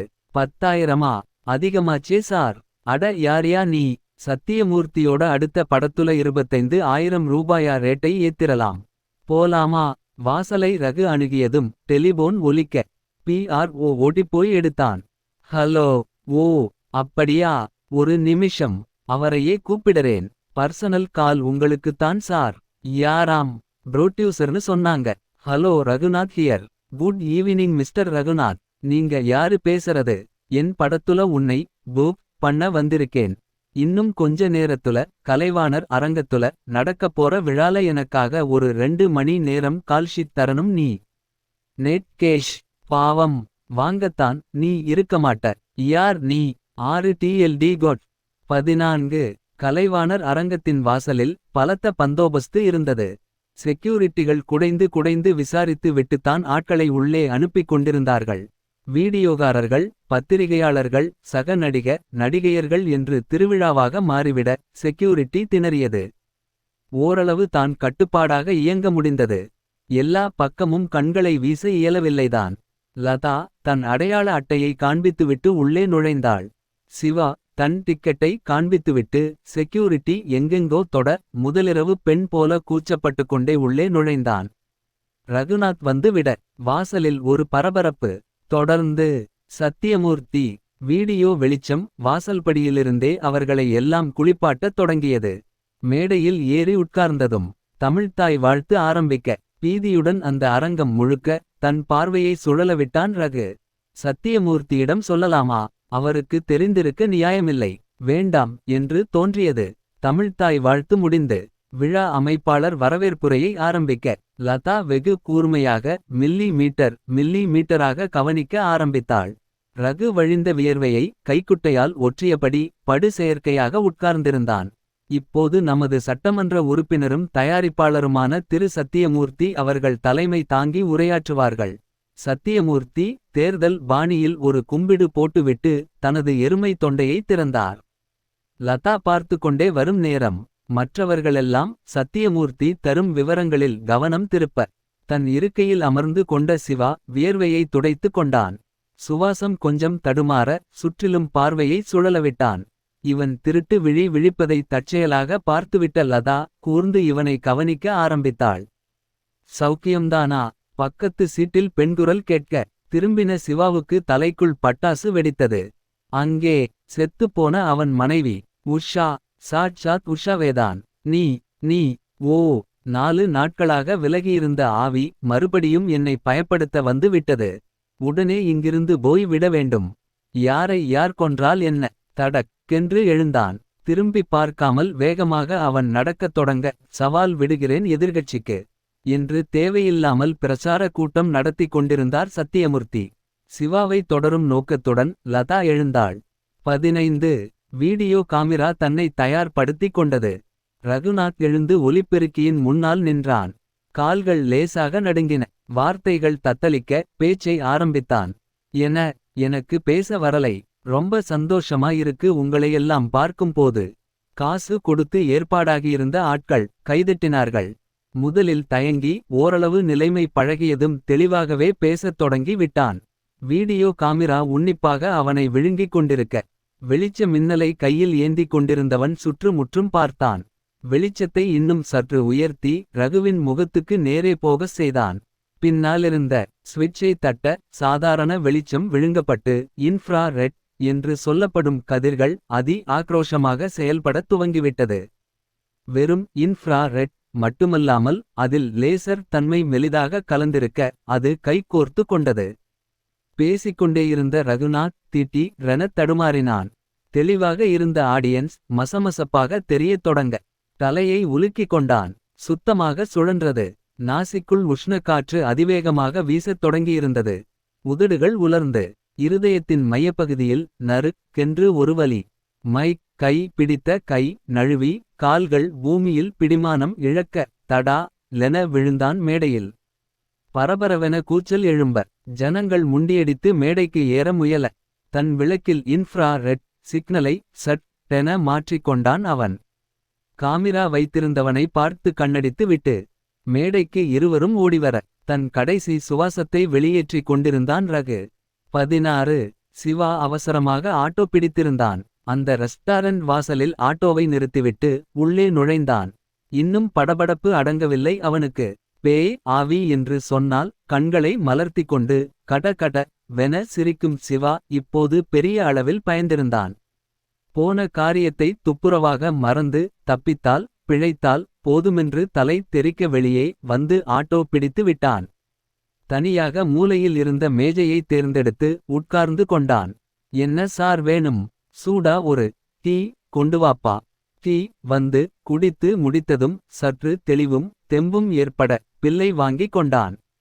பணத்தை கொடுத்துவிட்டு வாசலுக்கு வந்தபோது குளிர் காற்று முகத்தில் மோதி வியர்வைக்கு விடை கொடுத்தது. இனிமேல் வீட்டுக்கு போக வேண்டியதுதான்.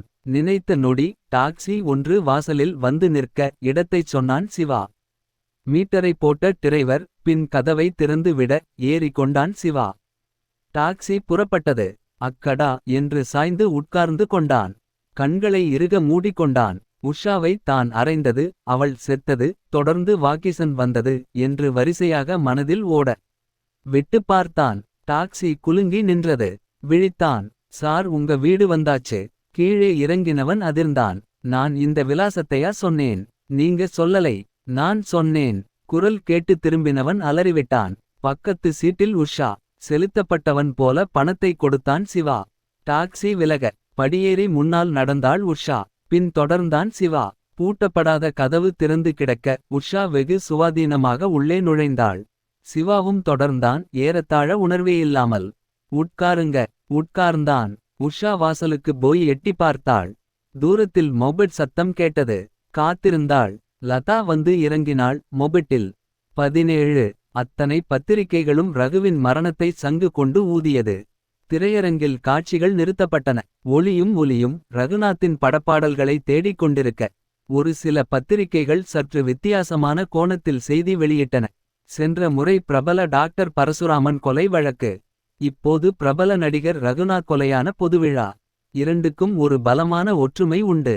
2 இடங்களிலும் எம்எல்ஏ சத்தியமூர்த்தி இருந்திருக்கிறார். ஒரு வாதத்துக்காக வேண்டுமானால் இப்படி சொல்லலாம். சத்தியமூர்த்திக்கு விரிக்கப்பட்ட வலையில் மேற்படி 2 பேரும் விழுந்து விட்டதாக. ஆனால் அது போய். திட்டமிட்டு கொல்ல வருபவனுக்கு திரு சத்தியமூர்த்தியை கொல்வது பெரிதில்லை.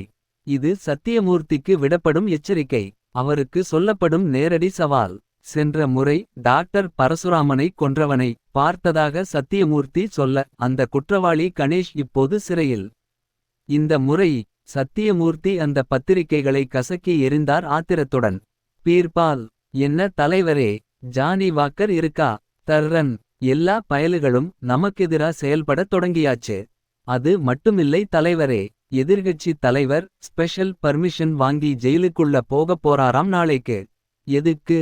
கணேஷை ஒரு இன்டர்வியூ எடுத்து ஃப்ளாஷ் பண்ணப் போறாங்களாம். சத்தியமூர்த்தி திடும் மென எழுந்தார். என்ன தலைவரே, அது நடக்கக்கூடாது பீர்பால். கமா முற்றுப்புள்ளி ஆச்சரியக்குறி. அந்த பயலோட வாயை கிண்டினா அவனுக்கிருக்கிற கடுப்புல சொந்த கதையை ஒப்பிப்பான். நாளைக்கு அது பத்திரிக்கையில வரும். அப்புறமா பிரசன்னா சும்மா இருக்க மாட்டான். பிரச்சனை பின்னலா விழுந்துரும். ஒரு நுனியை பிடிச்சிட்டு பிரசன்னா நடக்கத் தொடங்கிட்டா நமக்கது நல்லதில்லை. நமக்கு மினிஸ்ட்ரி லெவல் செல்வாக்கு இருக்கே தலைவரே. பிஸ்தா மினிஸ்ட்ரி. பிரசன்னா பொல்லாத பய. அந்த ஜிக் கட்டி சிலை விவகாரத்துல பொதுமக்களை ஒன்னு சேர்த்து எல்லாத்தையும் உடைச்சிட்டானே. சரி இப்ப என்ன செய்யணும். நாளைக்குத்தானே எதிர்கட்சி கணேஷை பார்க்க போகுது. ஏஎல்டிஐடி நாளைக்கு அவன் பேசக்கூடாது. புரியலை. பேசறதுக்கு உயிர் இருக்கக்கூடாது உடம்புல. வேண்டியதை செய். சொன்னபோது முகம் இருட்டு நிறத்தை அணிந்து கொள்ள குரூரமாக நின்றார் சத்தியமூர்த்தி. 18 கணேஷின் அம்மா தன் கைப்பட கொஞ்சம் சாதம் பிசையத் தொடங்கினார். கூடவே கண்ணீரும் வந்தது. விவரம் தெரித்த பக்கத்து வீட்டம்மா 10 விழுக்காடு ஆறுதலும் 90 விழுக்காடு வம்புமாக வாயை கிண்டிக் கொண்டிருந்தாள். பொறப்பாச்சா. 4 மணிக்கு பார்வையாளர்கள் நேரம். என் பிள்ளையை பார்த்துட்டு வரப்போறேன். வாசலில் கார் வந்து நிற்கும் சத்தம் கேட்க வெளியே வந்து எட்டி பார்த்தார். காரை நிறுத்தி அதிலிருந்து பீர்பால் இறங்கினான். பிரெஞ்சு தாடி வைத்திருந்தான். தலைமுடி கொஞ்சம் சப்பட்டையாக நீக்ரோ போல அமைந்திருக்க ஒரு முறை பார்த்தவர்களால் அடையாளம் கண்டுகொள்ள இயலாது. யார் வேணும் உங்களுக்கு. கணேஷ் அம்மா யாரு. நான் தான். நமஸ்காரம். நான் ஒரு பத்திரிகை நிருபர். உங்களை ஒரு பேட்டி எடுக்கலாம்னு வந்திருக்கேன். மன்னிக்கணும். நான் இப்ப என் பிள்ளையை பார்க்க கிளம்பிட்டு இருக்கேன். ரொம்ப விசேஷம். நம்ம கார்லேயே வந்துருங்க. அவரையும் பக்கத்துல வச்சுட்டே பேட்டி எடுத்துறலாம். அதெல்லாம் வேண்டாம். இதனால யாருக்கு லாபம். உங்க பத்திரிகை இன்னும் சில ஆயிரங்கள் விற்பனை கூடலாம். என் பிள்ளைக்கு என்ன அதுனால. தப்புமா. பத்திரிகையால ஒரு எழுச்சியை உண்டாக்க முடியும். அது கணேஷுக்கு நல்லதுதான். பேசி பேசி அந்த மூதாட்டியை ஜெயித்து விட்டான் பீர்பால். அவள் புறப்பட்டாள். கையில் என்ன. கொஞ்சம் தயிர் சாதம். என் கையால பிசைஞ்சு இன்னும் எத்தனை நாளைக்கு தரப்போறனோ. போகலாமா. அவளை காரில் ஏறிக்கொள்ளச் சொல்லிவிட்டு பீர்பாலும் முன்பக்க கதவை திறந்து கொண்டு ஏறினான். ஸ்டார்ட் செய்தான். கார் தெருமுனையை கடக்கும் போது எதிரே லதாவின் மொபெட். மொபெட்டில் பில்லியனில் ஒரு பெண். காருக்குள் இருந்த அம்மாவை அவள் பார்த்துவிட்டாள். அவர்கள் பார்த்ததை பீர்பாலும் பார்த்துவிட்டான். லதாவை ஏற்கனவே ஹோட்டலில் பிரசன்னாவுடன் பார்த்திருந்ததால் பீர்பாலை ஒரு பதட்டம் தொற்றிக்கொண்டது. ரியர் வியூ மிரரில் லதா மொபெட்டை திருப்புவது தெளிவாக தெரிந்தது. காரின் வேகத்தை கூட்டினான். முதலில் மொபெட் பார்வையிலிருந்து கட்டாயம் விலக வேண்டும். அதன் பிறகுதான் மற்றவை. அதற்குள் பார்வை நேரம் முடிந்து விடாமலிருக்க வேண்டும். மொபெட் அதிவேகத்தில் பின்னால் வர சட்டென வண்டியை திசை மாற்றி வேகம் கூட்டினான். ஒரு திருப்பத்தில் லதாவை சர்வ நிச்சயமாக தவிர்த்துவிட்டு டாஷ்போர்டில் இருந்த ஸ்ப்ரேயை கையிலெடுத்தான். வண்டியை நிறுத்தினான். பெட்ரோல் தீர்ந்து போச்சா. தனக்குத்தானே சொல்லிக்கொண்டு திரும்பியவன் சட்டென ஸ்ப்ரேயை ஒரே ஒரு நொடி உபயோகிக்க ஜானகியம்மாள் மயங்கிச் சரிந்தார். முன் கதவை திறந்து கொண்டு இறங்கி பின் கதவை திறந்தான். மயங்கியிருந்த அந்த அம்மாவின் பக்கத்தில் ஒரு துணிப்பை இருந்தது. அதை எடுத்து அதற்குள் இருந்த டிபன் பாக்ஸை வெளியில் எடுத்தான். திறந்தான். கோட் பாக்கெட்டில் கை விட்டு தயாராக இருந்த அந்த பொட்டலத்தை எடுத்தான். பழுப்பு நிறத்தில் இருந்த அந்த பொடியை சாதத்தின் மேல் பரவலாக தூவ உடனே கரைந்த அது சாதத்தோடு கலந்தது. பாக்ஸை மூடி வைத்து அதை பைக்குள் போட்டு பழைய இடத்திலேயே வைத்தான். முன் கதவை திறந்து ஏறிக்கொண்டான். ஆன்டி ஸ்ப்ரேயை ஜானகியம்மாளுக்கு உபயோகித்தான். இக்னிஷனை உசுப்ப அந்தம்மா மெல்ல விழித்தாள். கார் ஓடிக்கொண்டிருந்தது இயல்பாக. நான் தூங்கிட்டேனா. பக்கத்தில் பார்த்தார். டிபன் பாக்ஸ் இருந்தது. கார் சென்ட்ரல் ஜெயிலை அணுகியது. நிறுத்தினான் பீர்பால். நீங்க போயிட்டு வாங்கம்மா. நீங்க வரலையா. இதே நேரத்துல வேறொரு பத்திரிக்கை வேலை முக்கியமா இருக்கு. நாளைக்கு நான் உங்களை வந்து சந்திக்கிறேன். வரட்டுமா. நன்றிங்க. பையோடு அந்தம்மா உள்ளே போனாள். அனுமதி அட்டையை காண்பித்துவிட்டு உள்ளே நடந்தார். கணேஷ் அடைக்கப்பட்டிருந்த செல்லை நெருங்க நெருங்க துக்கம் நெஞ்சையடைத்தது. கணேஷ்.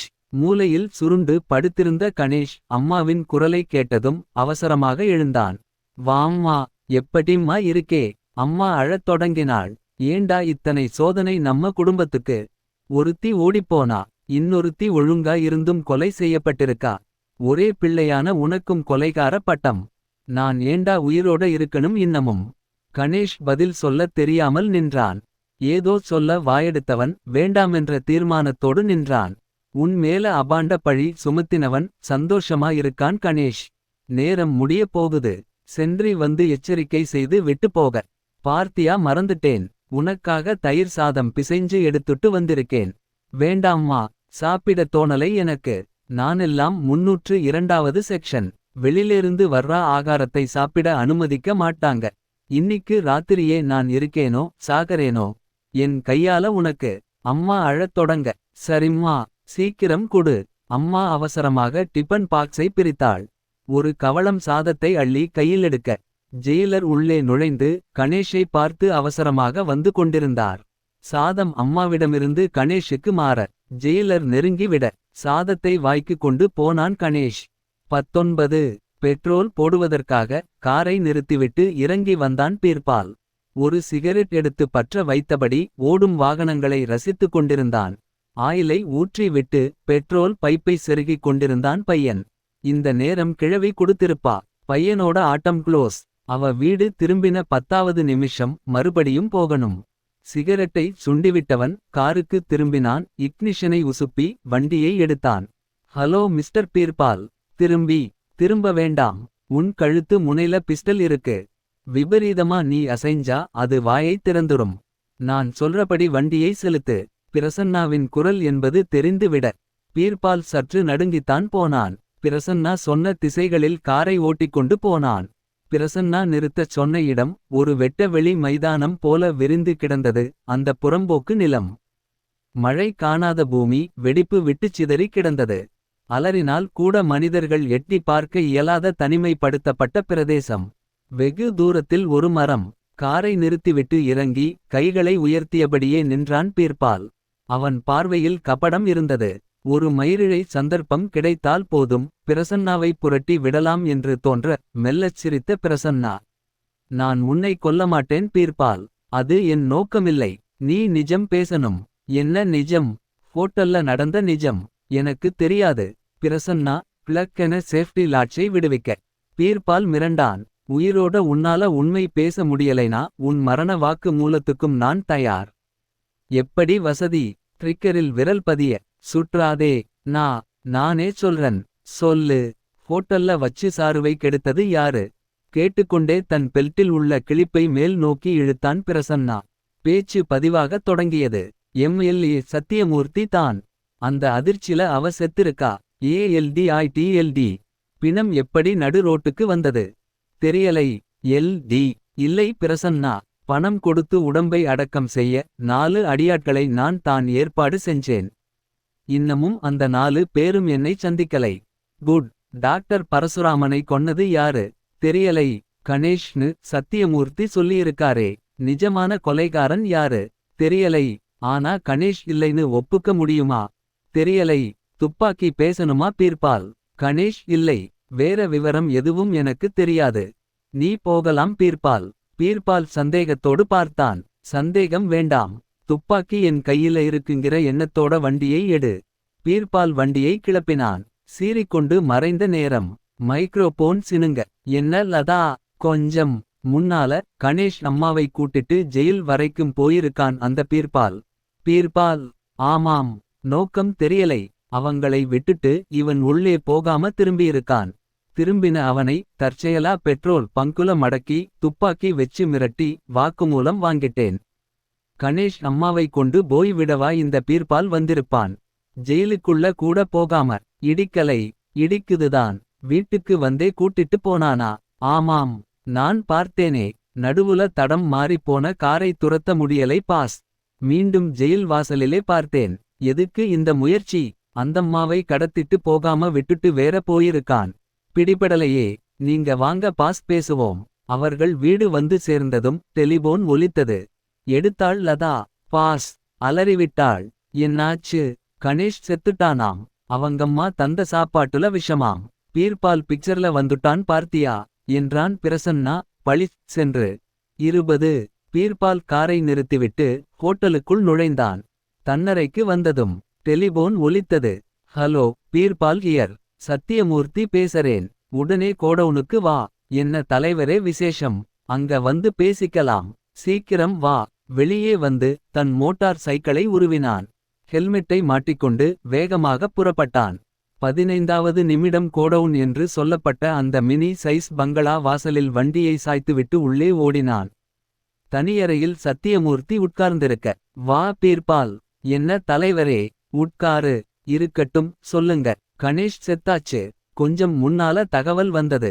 வாகிசன் தன் கழுத்தை கஷ்டப்பட்டு திருப்பினான். ஏன் இப்படி ஓடி வர்றா? உஷா சாகலை. என்ன உளர்ற. உளறலை. உண்மை அதுதான். உடனே வீட்டுக்கு வா. உஷா இப்ப வீட்ல தான் இருக்கா. வாக்கீசன் விழிகளை விரித்தான் ஆச்சரியமாக. என்னடா நடந்தது. சொல்லத் தொடங்கினான் சிவா. மேட்டுப்பாளையம் ஷர்புதீன். 15வது சேப்டருக்கு போகலாமா ஒரு சில நிமிஷம். காரணம் சேப்டர். இங்கு தொடருகிறது. சிவாவும் தொடர்ந்தான் ஏறத்தாழ உணர்வேயில்லாமல். உட்காருங்க. உட்கார்ந்தான். உஷா வாசலுக்கு போய் எட்டி பார்த்தாள். தூரத்தில் மொபெட் சப்தம் கேட்டது. காத்திருந்தாள்.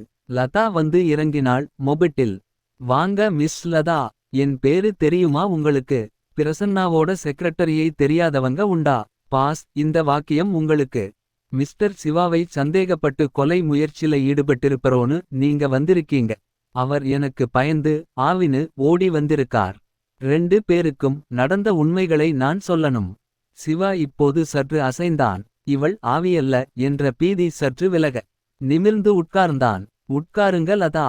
என் நடத்தையில சந்தேகப்பட்டு போன வாரம்தான் என்னை கொலை செஞ்சார் இவர். தட் ஈஸ் என் கணவர் சிவா. லதா மிரண்டாள். மெல்லச் சிரித்த உஷா. என்ன நீங்களும் பயந்துட்டீங்களா.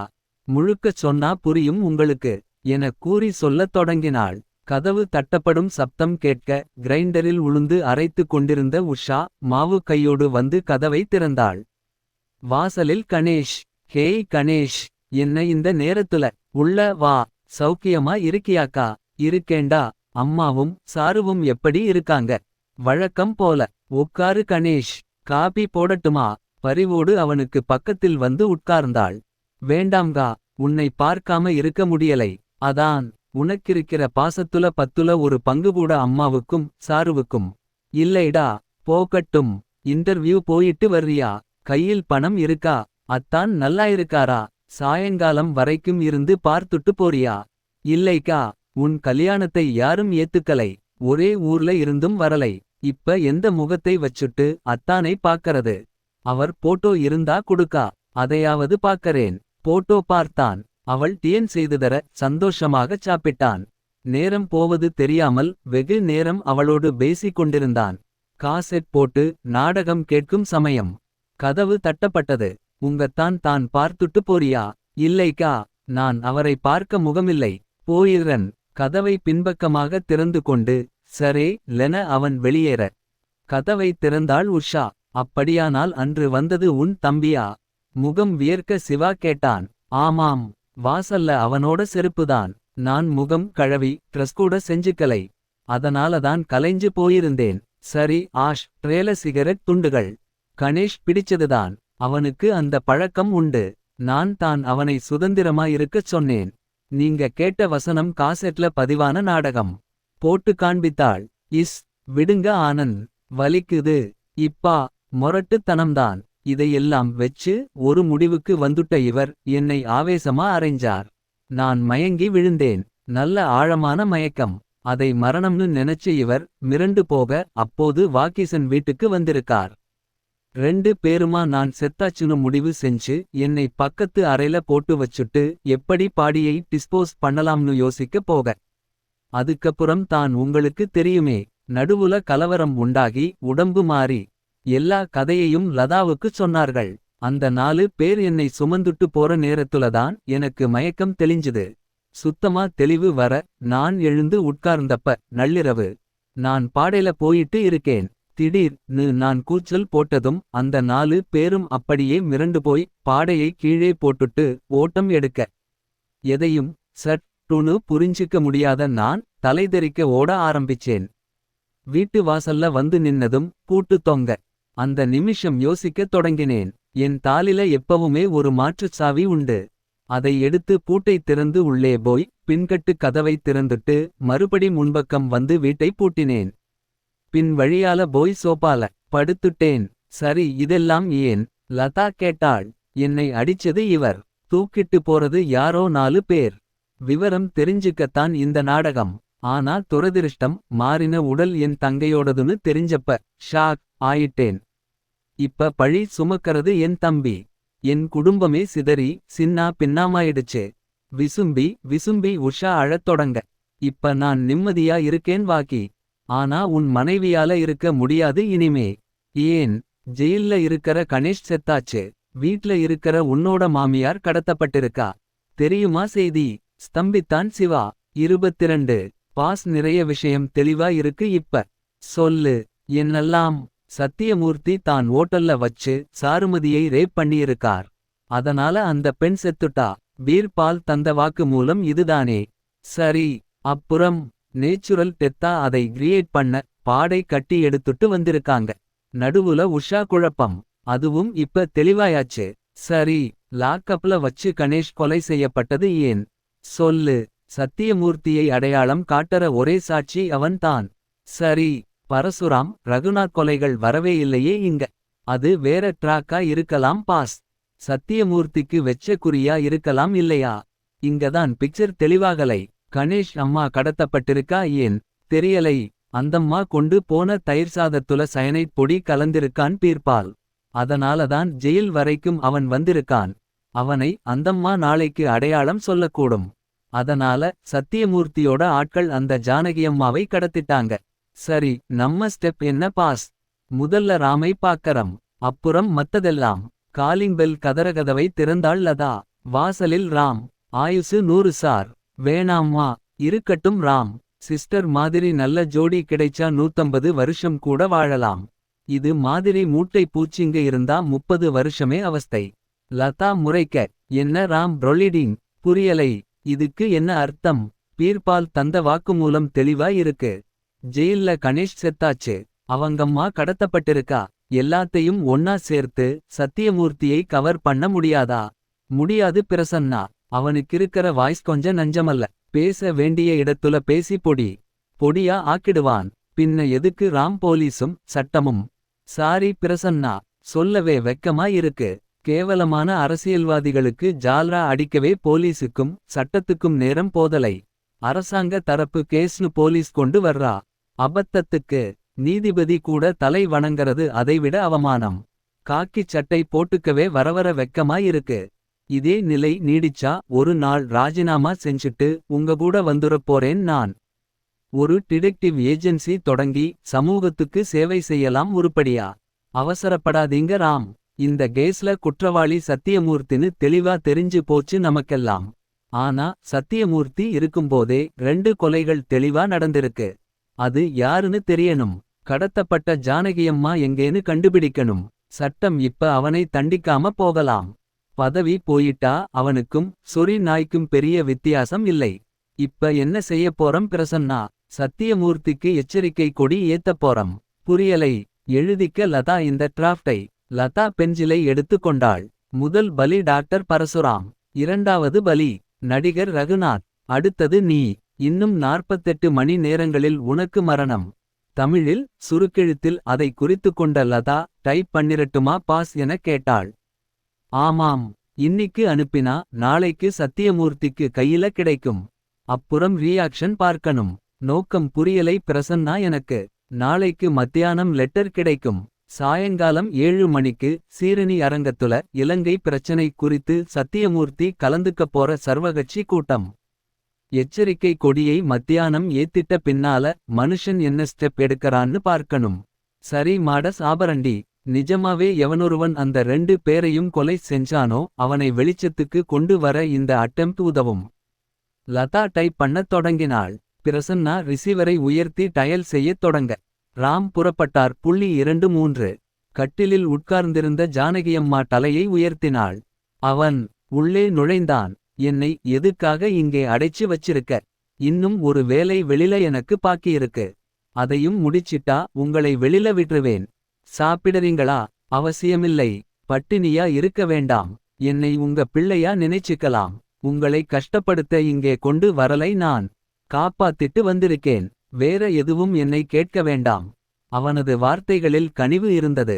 அவனை பார்த்தாள் அந்த ஜானகியம்மா. சட் டென கண்களை கண்ணீர் மறைக்க அவன் வேறுபுறம் முகத்தை திருப்பிக் கொண்டான். ஏன் தம்பி அழற? அனாதையை பார்த்து அனாதை அழாம என்னம்மா செய்ய முடியும்? காயத்துக்கு மருந்து இன்னொரு காயம் தான். நான் அனாதையில்லை தம்பி. ஜெயில்ல இருந்தாலும் இந்த உலகத்துல எனக்கொரு பிள்ளையுண்டு. அவன் சரே லென நகர்ந்தான். வெளி உணவை சாப்பிட ஜெயில் சட்டத்துல அனுமதி இல்லை ன்னு அவசரமா சொல்ல வந்த ஜெயிலரையும் முந்திக்கிட்ட இந்த தாய் பாசமும் அந்த தயிர் சாதமும் தாம்மா உங்களை அனாதையா மாத்தியிருக்கு. சொல்லாமல் விலகினான். கதவிடுக்கில் வந்த மாலை பத்திரிகையை உருவி எடுத்தான். பிரபல நடிகரையும் டாக்டரையும் கொன்ற கொலைகாரன் சட்டமன்ற உறுப்பினர் திரு. சத்தியமூர்த்திக்கு நேரம் குறித்து மிரட்டல் கடிதம். போலீஸ் வலையும் காவல் கெடுபிடியும் இறுகுகிறது. 2 பேரையும் கொன்ன நான் இங்கிருக்கேன். சத்தியமூர்த்தியை மிரட்டினது வேற யார்? 48 மணி நேரம் கெடுவா. நான் ஒரு வாரம் வச்சிருந்தேனே. சரி, பாதகமில்லை. சுபகாரியம் சீக்கிரமே நடக்கணும். பாக்கு பொட்டலத்தை பிரித்து வாயில் கொட்டி கொண்டான். வந்துட்டேன் சத்தியமூர்த்தி. கோணலாகச் சிரித்தபடி ஜானகியம்மாள் இருந்த அறைக்கதவை வெளிப்பக்கமாக பூட்டிவிட்டு வாசலுக்கு வந்தான். ராஜ்தூத், நான் ரெடி என்றது. 24. சீரணி அரங்கத்தில் கூட்டம் முடிந்து விட்டது. காரில் புறப்பட்டுவிட்டார் சத்தியமூர்த்தி. பங்களாவை அடையும்போது இரவு மணி 10:30. டைனிங் டேபிளில் பால் காத்து கொண்டிருக்க அதை ஒரே மூச்சில் காலி செய்துவிட்டு மாடியேறி தன்னறைக்கு போனார். வீட்டில் சத்தியமூர்த்தி தவிர 2 செக்யூரிட்டி கார்டுகள் மட்டும். இன்டர்காம் எடுத்து அழைக்க, ஒரு செக்யூரிட்டி கார்டு எஸ் சார் என வந்து நின்றான். கவனமா இருங்க. சரி சார். தன்னறைக்குள் நுழைந்து கதவை சாத்திக் கொண்டார். ஹவுஸ் கோட்டுக்குள் நுழைந்தவர் நீல விளக்கை மட்டும் அமைத்து கொண்டு படுக்கையில் சரிய. கட்டிலுக்கடியிலிருந்து அவன் வெளிப்பட்டான். சௌக்கியமா சத்தியமூர்த்தி? திடும் மென்று எழுந்து உட்கார்ந்தார். பி பி அப்பவே வந்துட்டேன். மின்னல் வேகத்தில் கத்தியை உருவி சரக்கென வயிற்றுக்குள் கொடுத்து வெளியே இழுத்த போது குடலும் இரத்தமுமாக வெளிப்பட்டது. அவகாசம் தராமல் அடுத்த ஸ்ட்ரோக் மார்புக்கு. சத்தியமூர்த்தி மல்லாந்தார். பார்த்து கொண்டே நின்றான். சத்தியமூர்த்தி விலுக் விலுக்கென்று துள்ளி சட்டென்று அடங்க. கத்தியை ஜிப்பா பாக்கெட்டில் போட்டுக்கொண்டவன் வெளியே வர, 2 செக்யூரிட்டி கார்டுகளும் எதிரே வர, சட்டென ஓட எத்தனித்தான். ஓட வேண்டாம், நாங்க உன்னை எதுவும் செய்ய மாட்டோம். அதிர்ந்து நின்றான். செக்யூரிட்டி உடையில் இருந்த பிரசன்னாவும் ராமுவும் அவனை பார்த்துச் சிரித்தார்கள். பிரசன்னா கேட்டான், மிஸ்டர் வாகிசன், நீங்க உள்ளே நுழையும்போது நாங்க தூங்கிட்டு இருந்ததா நினைச்சது தப்பு. அப்படி நடிச்சோம். எதுக்காக இந்த கொலைகள்? கீதா என் தங்கை. அவளை ஏமாத்தி வயித்துல கொடுத்துட்டான் நடிகன் ரகு. அதை கலைக்க டாக்டர் பரசுராமன் கிட்ட கூட்டிட்டு போனான். கீதா சம்மதிக்கலை. 2 பேருமா சேர்ந்து அவளை தீர்த்துட்டாங்க. சரி, சத்தியமூர்த்தி மேல என்ன கோபம்? ராம் கேட்க, செத்துப்போன சாருமதி என்னோட காதலி. இது யாருக்கும் தெரியாது. சிவா சாருமதியோட அக்கா உஷாவை கல்யாணம் செஞ்சுக்க உதவினதே நான் தான். சாருமதி அந்த ஹோட்டல்ல இன்டர்வியூக்கு போற முதல் நாள் கூட ரொம்ப நேரம் நாங்க பேசிட்டு இருந்தோம். அவளோட இழப்பை என்னால தாங்க முடியலை. சரி, சத்தியமூர்த்தி இருக்கும் போதே 2 பேரையும் நீங்க கொல்ல காரணம். பிரச்சனையை திசை திருப்பலாம்னு பார்த்தேன். முடியலை. எனக்கு ESP இருக்கிறதா? சிவா கிட்ட நான் சொன்னது போய். கழுத்துல காலர் நாய்க்கடியை மறைக்க. காரணம், என் செயல்களுக்கு என் சிந்தனைக்கு ஒரு வடிகால் தேவைப்பட்டது. என் உணர்ச்சிகளை இறக்கி வைக்க சிவாவை ஒரு வாகனமா உபயோகப்படுத்திக்கிட்டேன். ஜானகியம்மாவை சத்தியமூர்த்திக்கிட்டே இருந்து காப்பாத்தத்தான் நான் கடத்திட்டு போனேன். என்னை கைது செய்யலாம் இனி. என் கடமைகள் முடிஞ்சு போச்சு. இல்லை வாகிசன் என்றார் ராம். புரியலை. அனாதையான ஒரு தாயை காப்பாத்த இங்கே ஒரு பிள்ளை தேவை. அந்த கடமையை மறந்துட்டீங்களா? நான் செஞ்சது 3 கொலைகள். சத்தியமூர்த்தி 1000 கொலைகள் செஞ்சிருக்கான். அந்த அழுக்கு பிடிச்ச அரசியல்வாதியை கைது செய்ய என் காவல்துறைக்கு தைரியமில்லை. தண்டனை கொடுக்க ஏன் நீதிமன்றம் முன் வரலை?